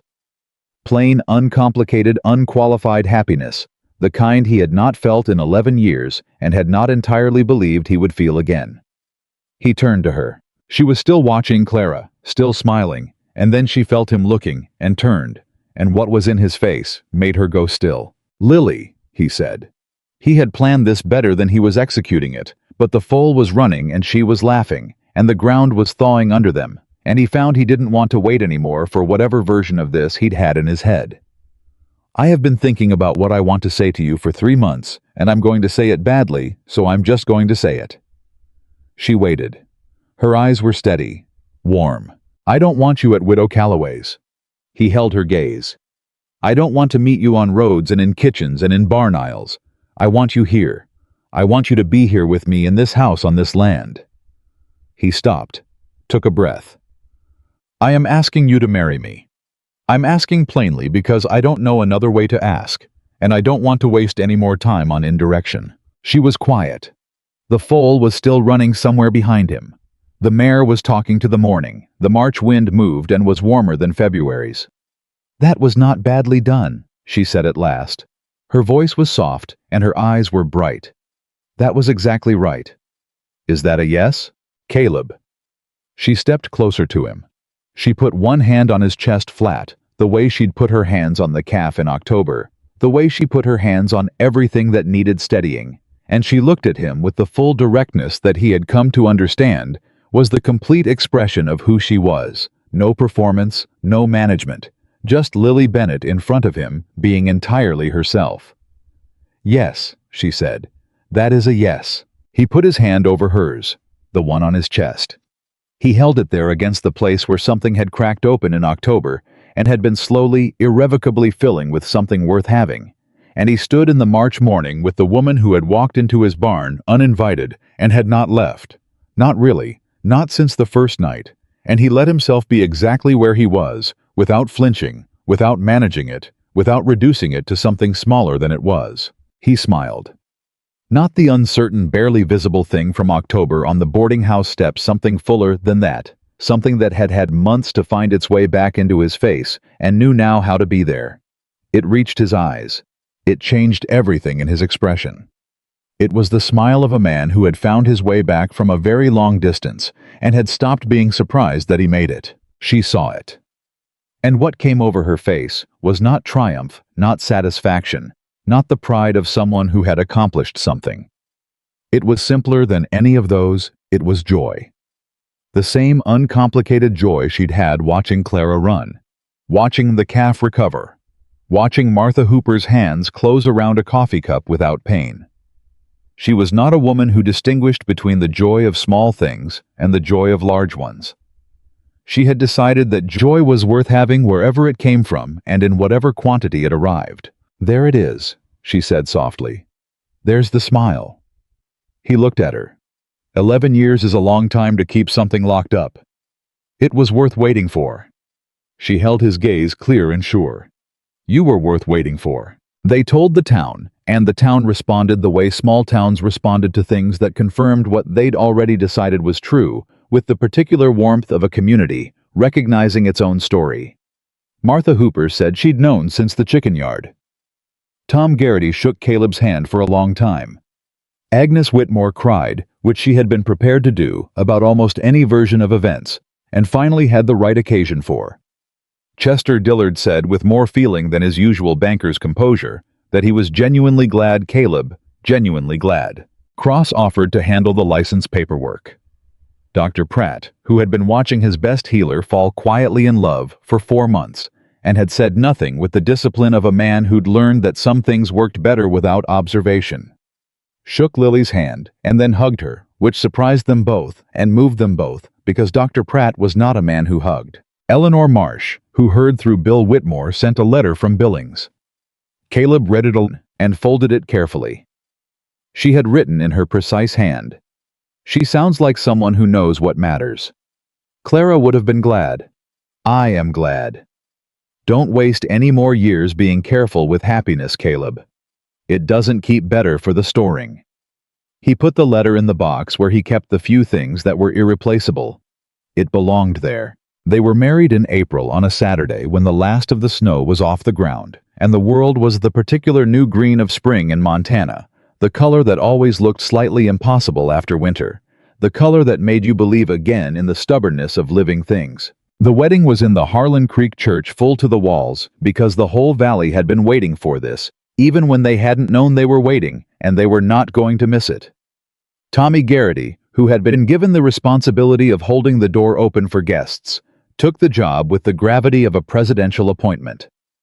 Martha Hooper sat in the front row and did not cry, which she later explained was because she had seen this coming and properly prepared herself, though her eyes were quite wet the entire time. Miguel stood next to Caleb. He had been offered any role he wanted and had chosen this one because he said he'd been watching Caleb's back for 6 years and he wasn't going to stop now. Lily came down the aisle on her own, which she had said she would do because she always had, and she was not trying to make a statement about it. It was simply true that she had always been her own, had always belonged first to herself, and she was giving that self to Caleb freely and fully, and she wanted it to look like the choice it was. She looked at him the whole way down. He looked back. The church could have been empty for all either of them was aware of it. When Cross, who had agreed to serve as the civil witness, asked the standard question about whether anyone objected, there was a beat of absolute silence, and then, from the third row, Tommy Garrity said very clearly, "I don't object," which was not exactly how it worked, but which produced a laughter that broke the whole room open and made even Caleb's composure slip into the real thing. Afterward at the ranch, the tables carried out from the Grange, the food from half the valley, the foal, Clara running her usual commentary in the paddock. Caleb stood in the yard of the house that had been silent for 11 years and watched it be full of voices and children and the sound of people who had known hard winters and were celebrating spring with the particular intensity of people who understood what spring actually cost. Lily was across the yard talking to Mrs. Sandoval, and she was laughing, and her hand was in Caleb's eyeline, specifically the left one, where the plain gold band caught the April light, and he looked at it and felt the full weight of what had happened. The long distance between October and now, between the man who had sat at a dark kitchen table, telling himself the almost meant nothing, and the man standing in his own yard on his wedding day, watching his wife laugh with an old woman who'd once been too frightened to accept help. He had not betrayed Clara by being happy. He understood that now in the bones, not just in the head where he'd understood it in February, when Eleanor wrote, and in December, when he'd named the foal, and in November, when Lily had told him that love was never the thing that hurt him. He carried Clara with him in the name of the foal in the box, with the letter in the knowledge of what good love looked and felt like, which Clara had taught him, and which Lily now confirmed in her completely different, completely herself, way every single day. Grief was not a thing you finished, but it was a thing you could carry without being crushed by it if you let the right person stand beside you. Lily looked across the yard and found him watching her, and she held his gaze for a moment with an expression that was completely fluent in him. By now, saw everything managed. Nothing offered herself back entirely. And then she smiled. He smiled back. It was not a small thing. It was not careful, or uncertain, or barely visible. It was the full, unguarded, unreserved smile of a man who had chosen finally and without reservation to be alive in his own life, who had stopped standing in the doorway of his own happiness, waiting for permission to enter, who had learned from a woman with capable hands and a steady voice and a canvas bag full of remedies for broken things that the only door worth standing in front of was one you intended to walk through. 11 years. And then, Lily Bennett arrived on a cold October night with a sick calf and a lantern, and the particular audacity of a person who did what needed doing without waiting to be invited. She had not replaced what he lost. She had not erased 11 years, or rewritten them, or pretended they hadn't made him who he was. She had simply stood beside the man those years had made, and said without drama and without condition, "You don't have to carry that pain alone anymore." And Caleb Anderson, the rancher, who had forgotten how to smile, who had spent 11 years being the most reliable man in Harlan Creek, and the loneliest, had looked at her across the morning light of his own yard on his own wedding day, and understood that some people came into your life not to replace what was gone, but to remind you that life itself had not gone anywhere. It had been waiting. The whole time. Patient as spring. Certain as the thaw. He had only